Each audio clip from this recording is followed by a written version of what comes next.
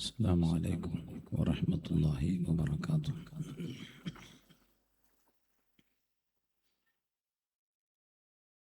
أعوذ بالله من الشيطان الرجيم.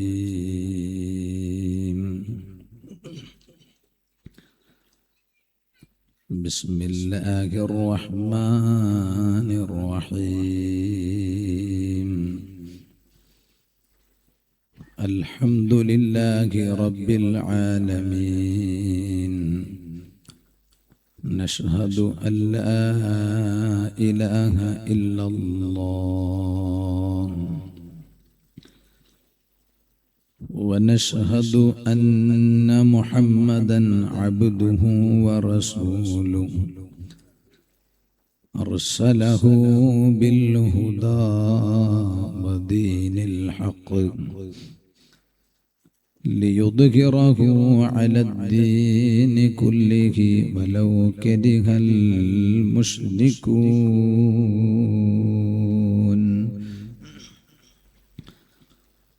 الصلاة والسلام عليك يا سيدي يا رسول الله صلى الله عليه وسلم. خذ بيدي قلت حيلتي أدركني. أما بعد، فأعوذ بالله من الشيطان الرجيم. بسم الله الرحمن الرحيم. نبئ عبادي أني أنا الغفور الرحيم، وأن عذابي هو العذاب الأليم. صدق الله العلي العظيم. صدق وبلغ رسوله النبي الكريم، ونحن على ما قال ربنا من الشاهدين الشاكرين، والحمد لله رب العالمين.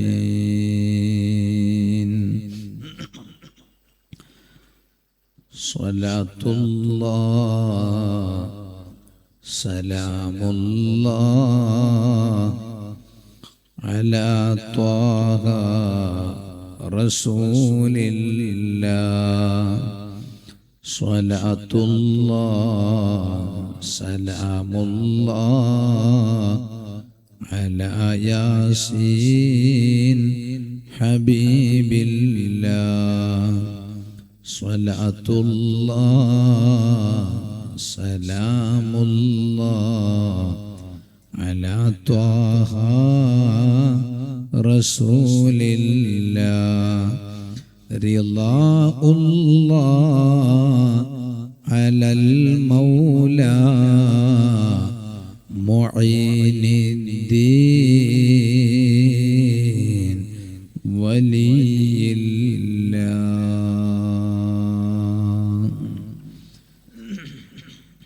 സർവാദരണീയനായ സാദാത്തുക്കൾ, ആദരണീയരായ ഉലമാക്കൾ, ഉമറാക്കൾ, നേതാക്കൾ, ഈ മഹത്തായ സദസ്സ് ധന്യമാക്കിയിട്ടുള്ള രക്ഷിതാക്കൾ, ജേഷ്ഠാനുജന്മാർ, യുവാക്കൾ, മുതഅല്ലിമുകൾ, ശബ്ദം ശ്രവിക്കുന്ന നല്ലവരിൽ നല്ലവരായ ഉമ്മമാർ, സഹോദരിമാർ, നമ്മുടെ ഈ മഹത്തായ പരിപാടി ഓൺലൈനിലൂടെ വീക്ഷിച്ചുകൊണ്ടിരിക്കുന്ന മുഴുവൻ നല്ലവരായ സ്നേഹജനങ്ങൾ,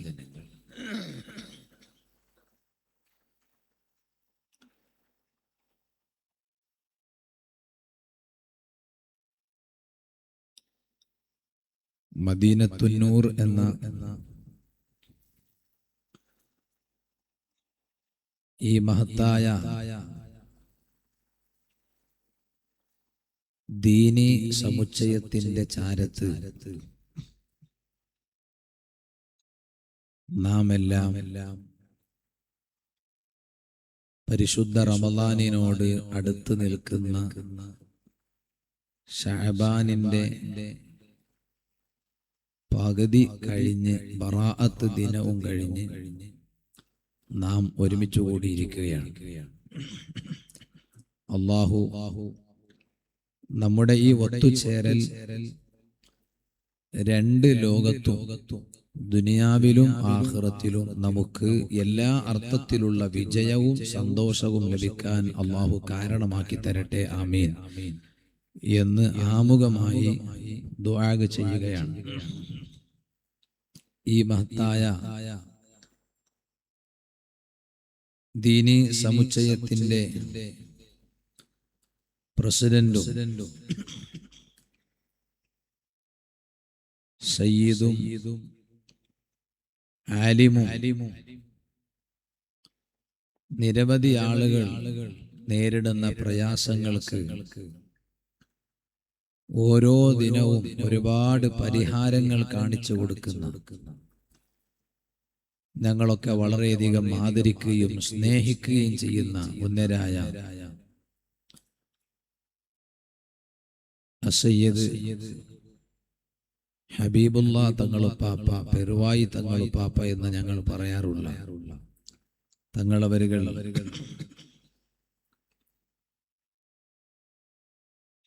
കുറെ നിർബന്ധിച്ച് ക്ഷണിച്ചപ്പോ മഹാന്മാരായ അഹ്ലു ബൈത്ത് അവർ വിളിച്ചാൽ അത് മുത്തുനബി സല്ലല്ലാഹു അലൈഹി വസല്ലം തങ്ങളുടെ വിളിയുടെ ബാക്കിയാണ്. യാ അയ്യുഹല്ലദീന ആമനു അത്തിഉല്ലാഹ, അല്ലാഹുവിനെയും അല്ലാഹുവിന്റെ റസൂലിനെയും അവർ വിളിച്ചാൽ നിങ്ങൾ ഉത്തരം നൽകണം എന്ന് പറഞ്ഞപ്പോൾ തിരുനബി സല്ലല്ലാഹു അലൈഹി വസല്ലം തങ്ങളുടെ പേരമക്കൾ വിളിച്ചാൽ നമ്മൾ പോകണം. അങ്ങനെയാണ് ഞാനടക്കം ഞങ്ങളെല്ലാം ഇവിടെ എത്തിയിട്ടുള്ളത്.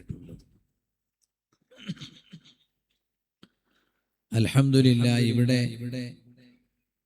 വന്നു നോക്കിയപ്പോൾ വളരെയധികം സന്തോഷം തോന്നിപ്പോയി. കാരണം നല്ലൊരു എല്ലാ അർത്ഥത്തിലും ദർസ് നടത്താനും അതുപോലെ തന്നെ കുട്ടികൾക്ക് പഠിപ്പിക്കാനും എല്ലാറ്റിനും സൗകര്യമുള്ള ഒരു നല്ല, കാണാൻ തന്നെ നല്ല ഭംഗിയുള്ള ഒരു നല്ലൊരു പള്ളിയും അതുപോലെ തന്നെ നല്ല വൃത്തിയുള്ള പരിസരവും ഒക്കെ, നല്ല ഇന്റർലോക്ക് ഒക്കെ വെച്ച് പിടിപ്പിച്ച് അങ്ങനെ നല്ല ഒരു ക്ലീനുള്ള, ഒരു വൃത്തിയുള്ള ഒരു പരിസരം, അതാണ് ഇവിടെ നമുക്ക് കാണാനിടയായത്.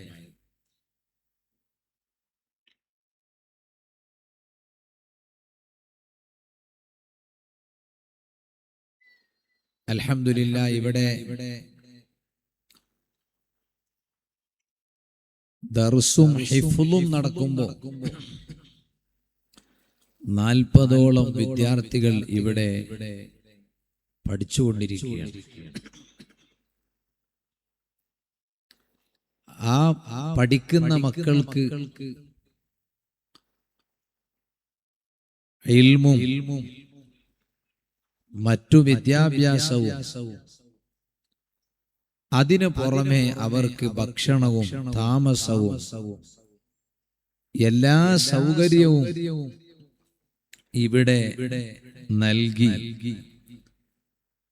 ആ കുട്ടികളെ നല്ല ഹാഫിലിങ്ങളായി, ആലിമീങ്ങളായി ഇവിടുന്ന് വാർത്തെടുക്കുകയാണ്. നേരത്തെ നമ്മൾ കേട്ടതുപോലെ അടുത്ത് ഇൻഷാ അല്ലാഹ് 11 ഹാഫിളുകൾ ഇവിടുന്ന് ഹിഫ്ള് പൂർത്തീകരിച്ച് അവർക്ക് സനദ് നൽകുന്നു, സർട്ടിഫിക്കറ്റ് നൽകുന്നു എന്നും കേൾക്കാൻ സാധിച്ചു.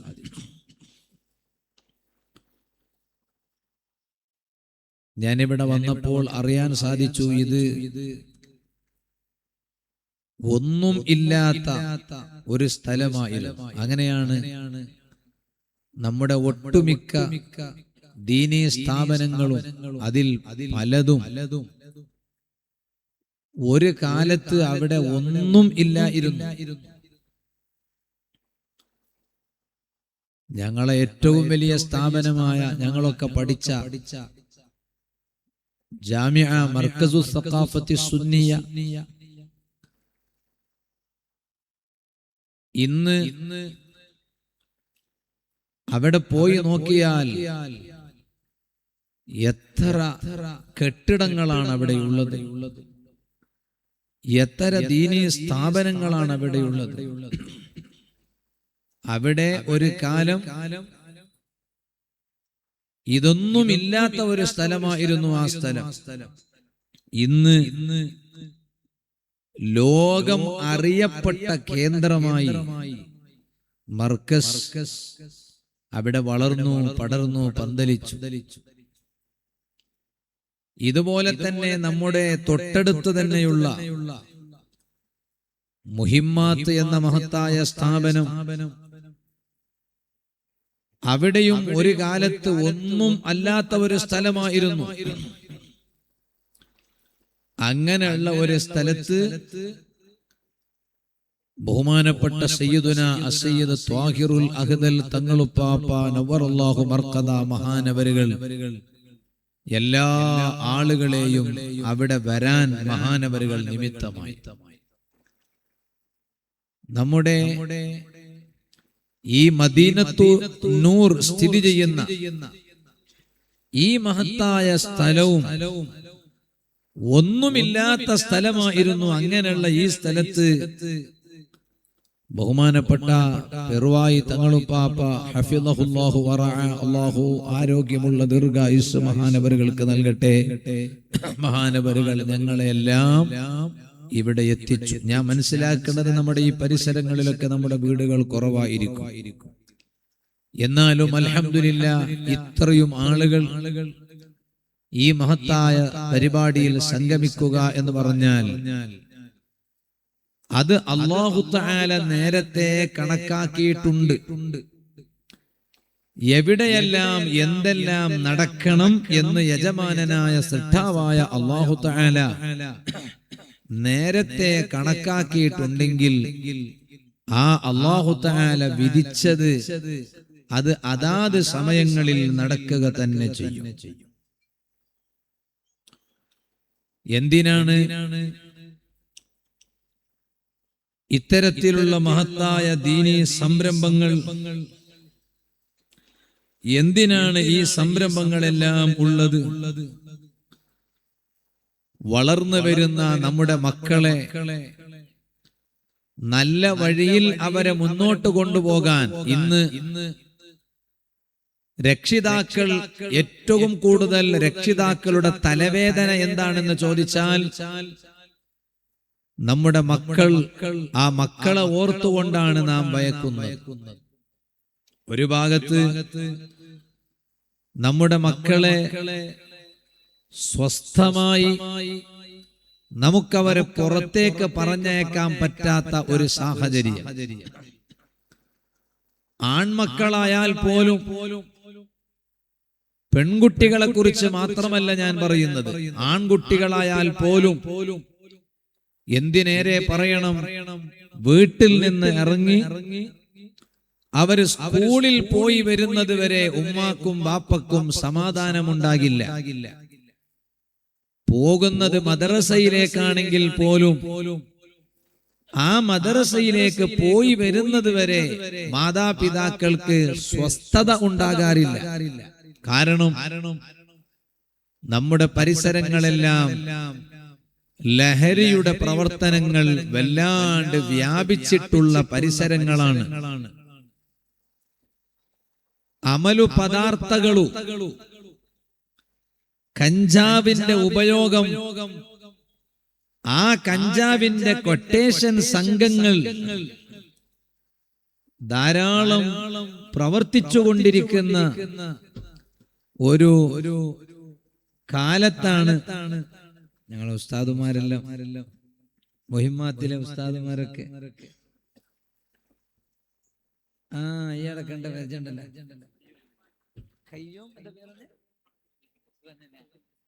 നമ്മളെ കയ്യും സൗജന്യ അഭയ ഡയാലിസിസ് സെന്റർ, നമ്മളെ കയ്യും അവരെ ഞാൻ കണ്ടിട്ടുണ്ട്. ഇപ്പൊ ഒന്നും കൂടി കണ്ടപ്പോ വലിയ സന്തോഷം തോന്നി. അല്ലാഹു തആല അവരൊക്കെ നടത്തുന്ന ജീവകാരുണ്യ പ്രവർത്തനങ്ങൾ അതൊക്കെ അല്ലാഹു കബൂൽ ചെയ്യട്ടെ. അൽഹംദുലില്ലാഹ് ധാരാളം സാദാത്തുക്കളും വലിയ വലിയ പ്രഗൽഭരായ മുദരിസുമാരും മുതഅല്ലിമുകൾക്കൊക്കെ എന്നും ഇരുന്ന് ദർസ് നടത്തി കൊടുക്കുന്ന വലിയ വലിയ മുദരിസുമാര്, നമ്മളെ മുഹിമ്മാത്തിലെ ഉസ്താദുമാര്, ഇങ്ങനെ തുടങ്ങി ഒരുപാട് ഉസ്താദുമാര് നമ്മുടെ വേദിയിലുണ്ട്, സദസ്സിലുണ്ട്. സദസ്സിലും കുറെ ഉസ്താദുമാരുണ്ട്, നമുക്ക് പരിചയമുള്ളവരും അല്ലാത്തവരൊക്കെ ഉണ്ട്. അള്ളാഹു എല്ലാവർക്കും ബർക്കത്ത് ചെയ്യട്ടെ. അപ്പോ ഞാൻ പറഞ്ഞു വന്നത്, പറഞ്ഞയക്കുന്നത് മദ്രസയിലേക്കാണെങ്കിലും ഞാൻ പറയുന്ന വിഷയം നിങ്ങൾ മനസ്സിലാക്കണം. നമ്മുടെ വീട്ടിൽ നിന്ന് നമ്മുടെ സ്വന്തം മക്കളെ ഒരു കാലുണ്ടായിരുന്നു, പെൺകുട്ടികളെ നമുക്ക് പുറത്തേക്ക് പറഞ്ഞു വിടുമ്പോ ഒരു പേടി ഉണ്ടായിരുന്നു. ഓൾ ആരെക്കൂടെങ്കിലും ഒളിച്ചോടുവോ ചാടിപ്പോവോ എന്നൊരു പേടി, അല്ലെങ്കിൽ ഏതെങ്കിലും ഒരുത്തന്റെ ഈ പ്രണയത്തിന്റെ ചതിയിൽ ഓള് വീണുപോവോ എന്നൊരു പേടി. ഇന്ന് ഞാൻ പറയുന്നത് പെൺകുട്ടികളെ കുറിച്ച് മാത്രമല്ല, നമ്മുടെ ആൺമക്കളെ പോലും പുറത്തേക്ക് പറഞ്ഞേക്കുമ്പോൾ ഓൻ വീട്ടിൽ എത്തുന്നത് വരെ ഉമ്മാക്കും ഉപ്പാക്കും ഒരു സമാധാനം ഉണ്ടാവില്ല. എന്താ കാരണം? ഓൻ ക്രിക്കറ്റ് കളിച്ചു പോവുമെന്ന് പേടിയല്ല, ഫുട്ബോള് കളിക്കുമെന്ന് പേടിയൊന്നുമല്ല, പിന്നെ ഓന് ഇപ്പൊ ഇവിടെ പ്രവർത്തിച്ചു കൊണ്ടിരിക്കുന്ന ലഹരിയുടെയും കഞ്ചാവിന്റെയും ഡ്രഗ്സിന്റെയും എത്ര കൊട്ടേഷൻ സംഘങ്ങളാണുള്ളത്. ഇന്ന് തന്നെ ഞാൻ ഇങ്ങോട്ട് വരുമ്പോൾ എന്നോട് ഒരാൾ പറഞ്ഞു, കുറച്ച് ആളുകളെ MDMA പേരിൽ പിടിക്കപ്പെട്ടു, ഇനിയും കുറച്ച് ആളുകളെ പിടിക്കപ്പെടാനുണ്ട്. ഈ പിടിക്കപ്പെട്ട ആളുകൾ ബാക്കിയുള്ളവരുടെ പേരും കൂടി പോലീസ് ഉദ്യോഗസ്ഥന്മാരോട് പറഞ്ഞിട്ടുണ്ട്. അതിൽ മുഅ്ളമും അതിൽ മിക്കതും നമ്മുടെ ഖൗമിൽപ്പെട്ട ചെറുപ്പക്കാരാണ്, നമ്മുടെ സമുദായത്തിൽപ്പെട്ട ചെറുപ്പക്കാരാണ്. അപ്പൊ അങ്ങനെയുള്ള സംഘങ്ങളൊക്കെ ഞങ്ങളെ നാട്ടിൽ പ്രവർത്തിക്കുമ്പോൾ എന്റെ മോന് അതിൽ പെട്ടുപോകുമോ എന്ന ഒരു പേടിയാണ് ഉമ്മാക്കും ബാപ്പാക്കും. ഇതിനെല്ലാം പരിഹാരം എന്താണ്? നിങ്ങളൊന്ന് പറയും, നിങ്ങളൊന്ന് ആലോചിക്കുക. എന്താണ് ഇപ്പൊ ഇതിനെല്ലാം പരിഹാരം? ഡ്രഗ്സ് ഇല്ലാണ്ടാക്കാൻ നമുക്ക് കഴിയോ? മയക്കുമരുന്നിന്റെ ഉപയോഗം ഇല്ലാണ്ടാക്കാൻ കഴിയോ? കഴിയില്ല. അത് വിചാരിക്കേണ്ട ഗവൺമെന്റ് വിചാരിക്കണം ബാൻ ചെയ്യാൻ. അത് നമ്മുടെ വാളുകളെ കൊണ്ട് അവസാനിപ്പിക്കാൻ പറ്റിയതല്ല. പിന്നെ ഇതിനെല്ലാം പരിഹാരം എന്താണ്? അത്തരത്തിലുള്ള ചതിക്കുഴിയിലൊന്നും നമ്മുടെ മക്കള് പെട്ടുപോകാതെ അവർക്ക് എല്ലാ അർത്ഥത്തിലും പഠിക്കാൻ പറ്റിയ ഒരു ഭദ്രമായ ക്യാമ്പസ്, ആ ക്യാമ്പസിൽ കൊണ്ടുപോയി നമ്മുടെ മക്കളെ ചേർക്കുകയും അവിടെയുള്ള നല്ലവരായ ഉസ്താദുമാരുടെ കരങ്ങളിൽ നമ്മുടെ മക്കളെ ഏൽപ്പിച്ചു കൊടുക്കുക എന്നതാണ്. ഞാൻ ഇവിടെ വന്നപ്പോഴും ഈ പരിസരത്തുള്ള മക്കൾ മാത്രമല്ല, കുറെ ദൂരെയുള്ള കുട്ടികളുടെ രക്ഷിതാക്കൾ വരെ, അവരുടെ ഉപ്പമാര് വരെ എന്നെ കാണുകയും എന്റെ മോൻ ഇവിടെയാണ് ഹിഫ്ള് പഠിക്കുന്നത് എന്നെല്ലാം പറഞ്ഞു. നമ്മുടെ ഏറ്റവും വലിയ സമ്പാദ്യം നമ്മുടെ മക്കളാണ്. ആ മക്കളെ കൊണ്ട് ഉമ്മയും ബാപ്പയും രണ്ട് ലോകത്തും രക്ഷപ്പെടണം. അതാണ് ഏറ്റവും പ്രധാനമായും രക്ഷിതാക്കൾ ലക്ഷ്യം വെക്കുന്നത്. ബറാഅത്തിന്റെ രാവ് പോലും പ്രശ്നമല്ല, കഞ്ചാവ് ഉപയോഗിച്ചിട്ട് സ്വന്തം മോളെ കൊന്നുകളയാൻ. ഏത് രാവാണ്? അലാമിൻ മുസ്തഗ്ഫിറിൻ എന്ന് അല്ലാഹു ചോദിച്ച രാവ്. അലാമിൻ മുസ്തർസിഖിൻ അലാമിൻ മുബ്തലൻ. ആരുണ്ട് എന്നോട് ദുആ ചെയ്യാൻ, ഞാൻ അവർക്ക് വേണ്ടതെല്ലാം നൽകുമെന്ന് അല്ലാഹു തആല വിളിച്ചു പറഞ്ഞ രാവ്. ഇവിടെയാണ് നമ്മുടെ മക്കൾ. ആ മക്കള് നമുക്ക് രണ്ട് ലോകത്തും വലിയ സമ്പാദ്യമായി കിട്ടണം. അതിന് ഏറ്റവും പ്രധാനമായും അൽഹംദുലില്ലാ ഞാൻ ഇവിടെ വന്നപ്പോൾ അറിഞ്ഞു, ഇവിടെ ഹിഫ്ളുൽ ഖുർആൻ കോളേജ് ഉണ്ട്. ഹിഫ്ളുൽ ഖുർആൻ കോളേജ് കുട്ടികൾ ഇവിടെ ഹിഫ്ള് പഠിക്കുന്നുണ്ട്. അല്ലാഹുവിന്റെ കലാമായ പരിശുദ്ധ ഖുർആൻ കാണാതെ പഠിക്കുന്നു. ഒരു ഉമ്മയുടെയും ഒരു ബാപ്പയുടെയും മക്കള് ഖുർആൻ കാണാതെ പഠിച്ചാൽ അതുകൊണ്ടുണ്ട് കിട്ടുന്ന നേട്ടം എന്താണ്? മുത്തുനബി സല്ലല്ലാഹു അലൈഹി വസല്ലം തങ്ങൾ പറഞ്ഞു, മനിസ്തൽഹറൽ ഖുർആന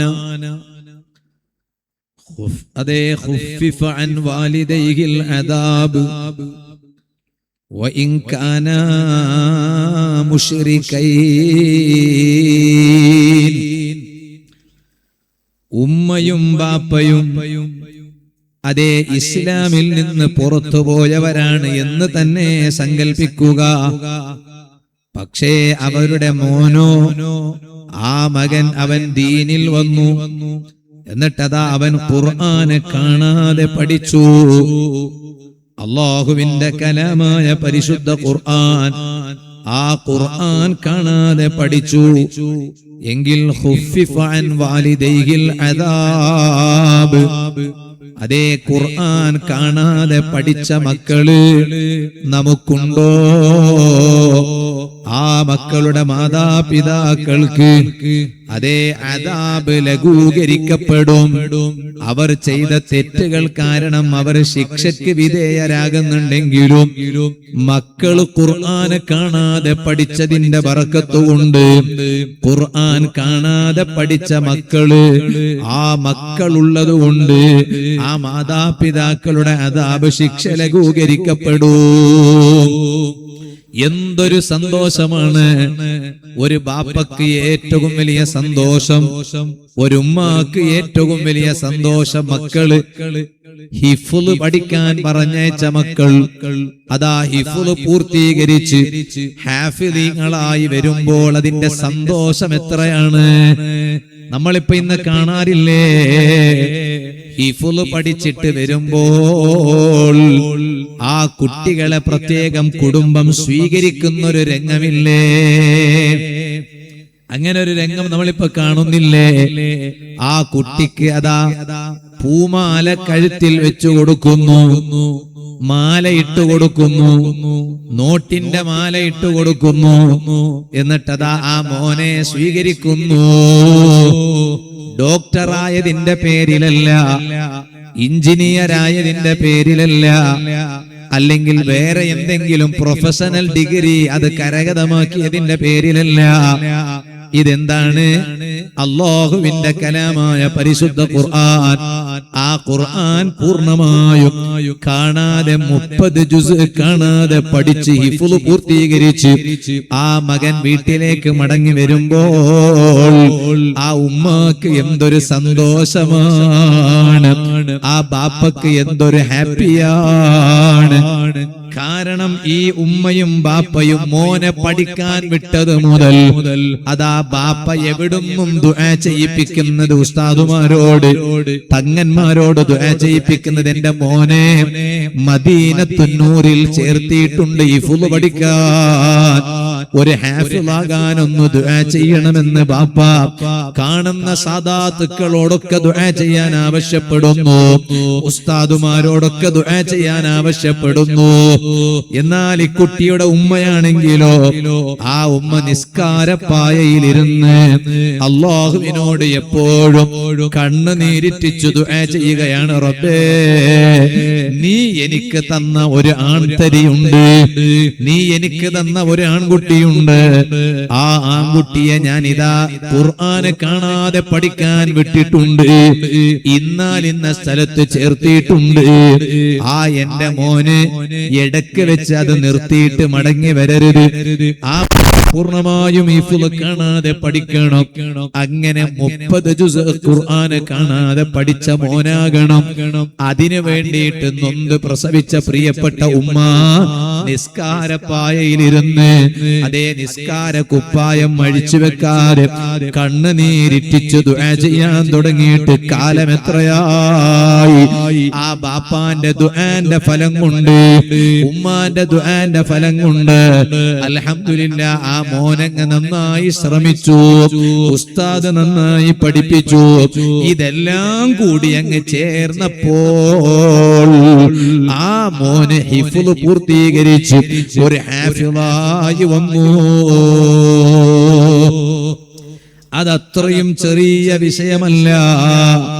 അതുകൊണ്ടാണല്ലോ മുത്തുനബി സല്ലല്ലാഹു അലൈഹി വസല്ലം ഹദീസിൽ കാണാം, ലൗ ജുഇലൽ ഖുർആനു ഫീ ഇഹാബിൻ, ഒരു പാത്രത്തിൽ ഖുർആനിനെ ആക്കപ്പെട്ടാൽ, നബി സല്ലല്ലാഹു അലൈഹി വസല്ലം തങ്ങൾ പറഞ്ഞില്ലേ, ഒരു ഖുർആൻ എടുത്തൊരു പാത്രത്തിലാക്കപ്പെട്ടു, സുമ്മ ഉൽഖിയ ഫിന്നാരി, പിന്നെ അതങ്ങ് കൊണ്ടുപോയി തീയിലങ്ങിട്ടാൽ മഹ്തറഖ, ആ ഖുർആൻ കത്തുകയില്ല, അത് കരിഞ്ഞു പോവുകയില്ല. ഇത് കേട്ടിട്ട് നാളെ നിങ്ങൾ പോയിട്ട് എന്നാ നമുക്കതൊന്ന് പരിശോധിച്ചു നോക്കാം. ഖുർആനിനെ ഒരു പാത്രത്തിലാക്കിയിട്ട് ഒരു സഞ്ചിയിലാക്കിയിട്ട് അത് തീയിലിട്ടാല് പിന്നെ അത് കരിഞ്ഞു പോകൂല എന്നാണല്ലോ പറഞ്ഞത്. എന്നാ പിന്നെ നമുക്കൊന്ന് നോക്കാം എന്ന് കരുതിയിട്ട് നിങ്ങളത് നോക്കാൻ പോകണ്ട, ടെസ്റ്റ് ചെയ്യാൻ പോകണ്ട. ഈ ഹദീസിന് വ്യാഖ്യാനം പറഞ്ഞ മഹാന്മാരായ പണ്ഡിതന്മാർ പറഞ്ഞ വ്യാഖ്യാനം പറഞ്ഞ കൂട്ടത്തിൽ പറഞ്ഞു, ഐ മൻ ജഅലഹുല്ലാഹു ഹാഫിളൻ ലിൽ ഖുർആനി ലാ യഹ്തരിഖ്, ഒരാളെ അല്ലാഹു തആല ഹാഫിളുൽ ഖുർആൻ ആക്കിയാൽ എന്ന് പറഞ്ഞാൽ അയാൾ ഖുർആൻ കാണാതെ ഫുള്ളായി പഠിച്ചാൽ പിന്നെ അയാൾക്ക് തീ തട്ടൂല, നരകത്തിലെ തീ അയാൾക്ക് ഏൽക്കൂല, അയാളെ നരകത്തിൽ ഇടപെടൂല. ആ ആശയത്തിന്റെ മറ്റൊരു ഹദീസാണ് നബി സല്ലല്ലാഹു അലൈഹി വസല്ലം തങ്ങളുടെ ഹദീസിലുള്ളത്, ഇഖ്റഉൽ ഖുർആന വസ്തൽഹിറൂഹു, നിങ്ങൾ ഖുർആൻ ഓതി ഓതി ആ ഖുർആൻ നിങ്ങൾ കാണാതെ പഠിക്കൂ. കാരണം ഫഇന്നല്ലാഹ ലാ യുഅദ്ദിബു ഖൽബൻ വഅൽ ഖുർആൻ, ഖുർആൻ കാണാതെ പഠിച്ചതാണോ ആ ഖൽബിനെ അല്ലാഹു തആല ഒരിക്കലും ശിക്ഷിക്കില്ല. അത്രയും വലിയ ബറക്കത്താണ് ഖുർആൻ പഠിക്കുക എന്നത്, അത്രയും വലിയ ബറക്കത്താണ് ഖുർആൻ ഓതുക എന്നത്, അത്രയും വലിയ ബറക്കത്താണ് ഖുർആൻ കാണാതെ പഠിക്കുക എന്നത്. അതുകൊണ്ടാണ് ഇമാം സഫർ റഹ്മത്തുള്ളാഹി അലൈഹി മഹാനവരികൾ ഖുർആൻ പഠിക്കുന്നത് എപ്പോഴാണ്? മഹാനവരികളുടെ ജീവിതത്തിന്റെ തുടക്കത്തിൽ മഹാനവരികൾക്ക് ഖുർആൻ പഠിക്കാൻ അവസരം കിട്ടിയില്ല. പക്ഷേ മഹാനവരികൾക്ക് അല്ലാഹു തആല ഖുർആൻ പഠിക്കാൻ അവസരം കൊടുത്തത് എപ്പോഴാണ്? ഫീ ആഖിരി ഉംരി. ഇമാം സഫർ റഹ്മത്തുള്ളാഹി അലൈഹി മഹാനവരികളുടെ ജീവിതത്തിന്റെ അവസാന കാലത്താണ് മഹാനവരികൾ ഖുർആൻ പഠിക്കുന്നത്. എപ്പോഴും പഠിക്കാം, വയസ്സായാൽ പഠിക്കാൻ പാടില്ല എന്നില്ല. ഞാനിപ്പോ ഈ അടുത്ത് മലപ്പുറം ജില്ലയുടെ അങ്ങേ അറ്റത്ത് തൃശ്ശൂറും പാലക്കാടും അതിന്റെ ഒക്കെ അതിർത്തിയായി വരുന്ന ഒരു സ്ഥലത്ത് വാതിന് നിന്നപ്പോ അവിടെ ഒരു ആചാര വീട്ടിൽ പോയി. അവർക്ക് റാസൽ ഖൈമയിൽ കേരള ഹൈപ്പർ മാർക്കറ്റ് എന്ന് പറയുന്ന വലിയ ഹൈപ്പർ മാർക്കറ്റ്, കുറെ ബ്രാഞ്ചുകളൊക്കെ ഉണ്ട്. നോക്കുമ്പോ അയാളെ മേശപ്പുറത്ത് തൽബീസു ഇബ്ലീസ് എന്നൊരു കിതാബ് കാണാം, വേറെ 2-3 കിതാബ് കാണാം. അപ്പൊ ഞങ്ങൾ ഇങ്ങനെ പരസ്പരം സംസാരിച്ചു കൊണ്ടിരിക്കുമ്പോ ഞാൻ ഇയാളെ മേശപ്പുറത്തുള്ള ഈ കിതാബിലേക്ക് തന്നെ നോക്കും. എന്താന്നറിയോ, ഖുർആൻ കണ്ടാൽ ആ ഖുർആൻ അല്ലെങ്കിൽ കിതാബ് കണ്ടാല് അതിന്റെ ഒരു സൂചനയാണ് ഈ കിതാബുള്ള ഈ വീട്ടില് ഉസ്താദുമാരുണ്ട് എന്നാണ് ഇതിന്റെ അർത്ഥം. ഉസ്താദുമാരെ വീട്ടിലാണല്ലോ കിതാബ്. ഞാനിപ്പോ ഇന്നലെ കൊടക് ജില്ലയിലായിരുന്നു. അപ്പൊ ബാംഗ്ലൂരിൽ നിന്നാണ് ഞാൻ വരുന്നത്. അപ്പൊ ഈ അടുത്ത് നമ്മുടെ ഒരു സ്നേഹിതൻ കൊടക് ജില്ലയിൽ നമ്മുടെ പേരമുകരിൽ മുദരിസായിരുന്ന മുഹമ്മദ് ഫാദിലി കൊള്ളിപ്പേട്ടെ ഉസ്താദ് മരണപ്പെട്ടിരുന്നു. അങ്ങനെ ഞാൻ ബാംഗ്ലൂരിൽ നിന്ന് അദ്ദേഹത്തിന്റെ വീട്ടിൽ പോയി, കൊള്ളിപ്പേട്ടയിൽ പോയി. പിന്നെയാണ് ഞാൻ എടപ്പുളത്തേക്ക് വാദിന് വരുന്നത്. അപ്പൊ ആ വീട്ടിൽ പോയപ്പോൾ അദ്ദേഹത്തിന്റെ വീട്ടിലെ അലമാരിയിൽ കുറച്ച് കിതാബ് കാണും. അപ്പൊ ആ വീട്ടുകാര് അയാളെ സഹോദരങ്ങൾ എന്നോട് പറഞ്ഞു, അയാൾക്കൊരു മോനുണ്ട്, 2 ആൺമക്കളുണ്ട്, 3 പെണ്ണുമക്കളുണ്ട്. അല്ലാഹുവേ, ആ കുടുംബത്തിന് നീ നല്ല ക്ഷമ നൽകണം റഹ്മാനെ. ആ പ്രയാസത്തിൽ അവർക്ക് വലിയ പ്രതിഫലം നൽകുകയും അതിന് പകരം നീ ധാരാളം ഖൈർ നൽകണം റഹ്മാനെ. അപ്പോ ആ വീട്ടുകാര്, ഈ ഉസ്താദിന്റെ അനുജന്മാര്, ജേട്ടന്മാരൊക്കെ പറഞ്ഞു, ഈ കുട്ടി പറയുന്നുണ്ട് കിതാബ് ആർക്കും കൊടുക്കണ്ട, അത് എനിക്ക് വേണം, ബാപ്പാന്റെ കിതാബ് എനിക്ക് വേണം. ചെറിയ കുട്ടിയാണ്, ബാപ്പാന്റെ കിതാബ് എനിക്ക് വേണം എന്ന് പറഞ്ഞു. അപ്പൊ ഞാൻ ഈ കുട്ടിയോട് പറയാ, നീ ഇനിയും വലുതാകാൻ കുറച്ച് സമയമുണ്ടല്ലേ, നീ വലുതാകുമ്പോഴേക്ക് എനിക്ക് വേറെ കുറെ കിതാബെല്ലാം, പുതിയ പുതിയ കിതാബെല്ലാം വരും. ഒരു വീട്ടിൽ അല്ലാഹു തആല അയാൾക്ക് പുറത്തു കൊടുക്കട്ടെ, സ്വർഗത്തിൽ അല്ലാഹു അയാൾക്ക് വലിയ ദറജ നൽകട്ടെ, പെട്ടെന്നുള്ള മരണങ്ങളിൽ നിന്ന് ഞങ്ങളൊക്കെ അല്ലാഹു കാത്തു രക്ഷിക്കട്ടെ. അപ്പോ ഈ ഒരു വീട്ടിൽ കിതാബ് കണ്ടാല് ആ വീട്ടിൽ ഉസ്താദ് ഉണ്ട്, അയാളെ മക്കളോ അല്ലെങ്കിൽ അയാളെ ഉസ്താദാണെന്ന് അതിന്റെ അർത്ഥം. അപ്പൊ ഞാൻ ഇയാളെ മേശപ്പുറത്തേക്ക് ഇങ്ങനെ നോക്കുമ്പോ ഈ ആചാര്യൻ എന്നോട് ചോദിച്ചു, ഉസ്താദ് എന്തേ ഇടക്കിടക്ക് ഇങ്ങനെ ടേബിൾക്ക് നോക്കുന്നേ, ഇടക്കിടക്ക് മേശപ്പുറത്തേക്ക് നോക്കുന്നെന്തേ? അപ്പൊ ഞാൻ ചോദിച്ചു, ആചാര്യ നിങ്ങളെ പോലെ മക്കൾ ആരെങ്കിലും മൊയ്യമാരുണ്ടാന്ന് ചോദിച്ചു. ഇല്ല, മൊയ്യമാരൊന്നുമില്ല. പിന്നെ ഈ കിതാബെല്ലാം തൽബീസ് ഇബ്ലീസ് എല്ലാം കിതാബ് കാണുന്നില്ല, ഈ കിതാബ്. അപ്പൊ അയാൾ പറഞ്ഞു, ഉസ്താദേ ഞാനിപ്പൊ പഠിക്കുകയാണ്. വലിയ ആചാര്യാണ്, അയാളെ അറിയുന്ന ആളുകൾ ചിലപ്പോഴും ഉണ്ടാവും. അസനാജി അല്ലാഹു തആലക്ക് വലിയ ബർക്കത്ത്. എന്നിട്ട് അയാൾ പറഞ്ഞു, ഞാൻ ചോദിക്കുന്നു, നിങ്ങൾ എങ്ങനെ പഠിക്കുന്നത്? വലിയ ബിസിനസ്സുകാരൻ ആസറമൻ, ഞാൻ ഇപ്പൊ സബക്കിന് പോകുന്നുണ്ട്. ഇൽമു പഠിക്കണം, സബക്കിന് പോകുന്ന പറഞ്ഞാൽ ദർസിന് പഠിക്കാൻ പോകുന്നത്. അപ്പൊ ഞാൻ ചോദിച്ചത് എങ്ങനെ? ഞാൻ ഓൺലൈനിലൂടെ കിതാബ് പഠിക്കുന്ന ഉസ്താദെ. 2 ഉസ്താദുമാർക്ക് ഞാൻ നല്ല മൊബൈൽ വാങ്ങിക്കൊടുത്തു എന്ന് പറഞ്ഞു. കൊടുത്തിട്ട് 2 കിതാബ് പഠിക്കുന്നത്, അതിൽ ഒന്ന് പഠിക്കുന്നത് ഈ തൽബീസ് ഇബ്ലീസ്, പിന്നൊന്ന് പഠിക്കുന്നത് തൽബീസ് ഇബ്ലീസ് അല്ല, സോറി, അത്തർഗീബ് വത്തർഹീബ്. അതാണ് അത്തർഗീബ് വത്തർഹീബ്, ആ കിതാബാണ് പഠിക്കണം ഒന്ന്. പിന്നൊന്ന് ഫത്ഹുൽ മുഈൻ പഠിക്കേണ്ടത്. അപ്പൊ ഒരു ഉസ്താദ് എനിക്ക് ഫത്ഹുൽ മുഈനാണ് കിതാബ് ഓതി തരുന്നത് ഓൺലൈനിലൂടെ, പിന്നെ ഒരു ഉസ്താദ് അത്തർഗീബ് വത്തർഹീബ് ഓതി തരുന്നത്. സുബ്ഹാനല്ലാഹ്, എനിക്കിത് കേട്ടപ്പോ വലിയ സന്തോഷം. ഇൽമിന്റെ രസം കിട്ടിയാൽ പിന്നെ അതിന് പ്രായം വിഷയമല്ല, കച്ചവടം വിഷയമല്ല, ഒന്നും വിഷയമല്ല. ഇതൊന്നും പ്രായമോ കച്ചവടമോ ഇതൊന്നും പഠിക്കുന്നതിന് തടസ്സമേ അല്ല. അതിനൊരു ചെറിയ ഉദാഹരണം ഞാൻ പറഞ്ഞു. അതുപോലെയല്ലേ ഇമാം സഫർ റഹ്മത്തുള്ളാഹി അലൈഹി, മഹാനവരുകളുടെ ജീവിതത്തിന്റെ തുടക്കത്തിൽ മഹാനവരുകൾക്ക് ഖുർആൻ പഠിക്കാൻ അവസരം കിട്ടിയില്ല. അതാണ് ഇമാം ഇസ്മാഈലുൽ ഹിഖ്ൽ ബറൂസമി റഹ്മത്തുള്ളാഹി അലൈഹി തഫ്സീർ റൂഹുൽ ബയാൻ പറഞ്ഞത്. പിന്നെ മഹാനവരുകളോ, മഹാനവരുകളുടെ ആയുസ്സിന്റെ അവസാന കാലമാണ്. മഹാനവരുകൾ ഖുർആൻ പഠിക്കുന്നു. ജീവിതത്തിന്റെ അവസാനം മരിക്കുന്നതിന് തൊട്ടു മുമ്പുള്ള 2 വർഷക്കാലം, ആ 2 വർഷക്കാലമാണ് മഹാനവരുകൾ ഖുർആൻ പഠിച്ചത്. അവസാന 2 വർഷം ഖുർആൻ പഠിച്ചു. സുമ്മ മാതാ, പിന്നെ മഹാനവരുകൾ വഫാത്താകുന്നു. വഫാത്തിന് ശേഷം അക്കാലഘട്ടത്തിൽ ജീവിച്ച വലിയ പ്രഗത്ഭരായ മഹാരഥന്മാര് ഇമാം സഫർ റഹ്മത്തുള്ളാഹി അലൈഹി മഹാനവരുകളെ സ്വപ്നം കണ്ടപ്പോൾ മഹാനവരുകൾ പറഞ്ഞ ഒരു മറുപടിയുണ്ട്. ലൗലാ സനതാനി ലഹലക സഫർ, എന്റെ ജീവിതത്തിലെ അവസാനത്തെ 2 വർഷമില്ലേ, ഏതാണ് ആ 2 വർഷം?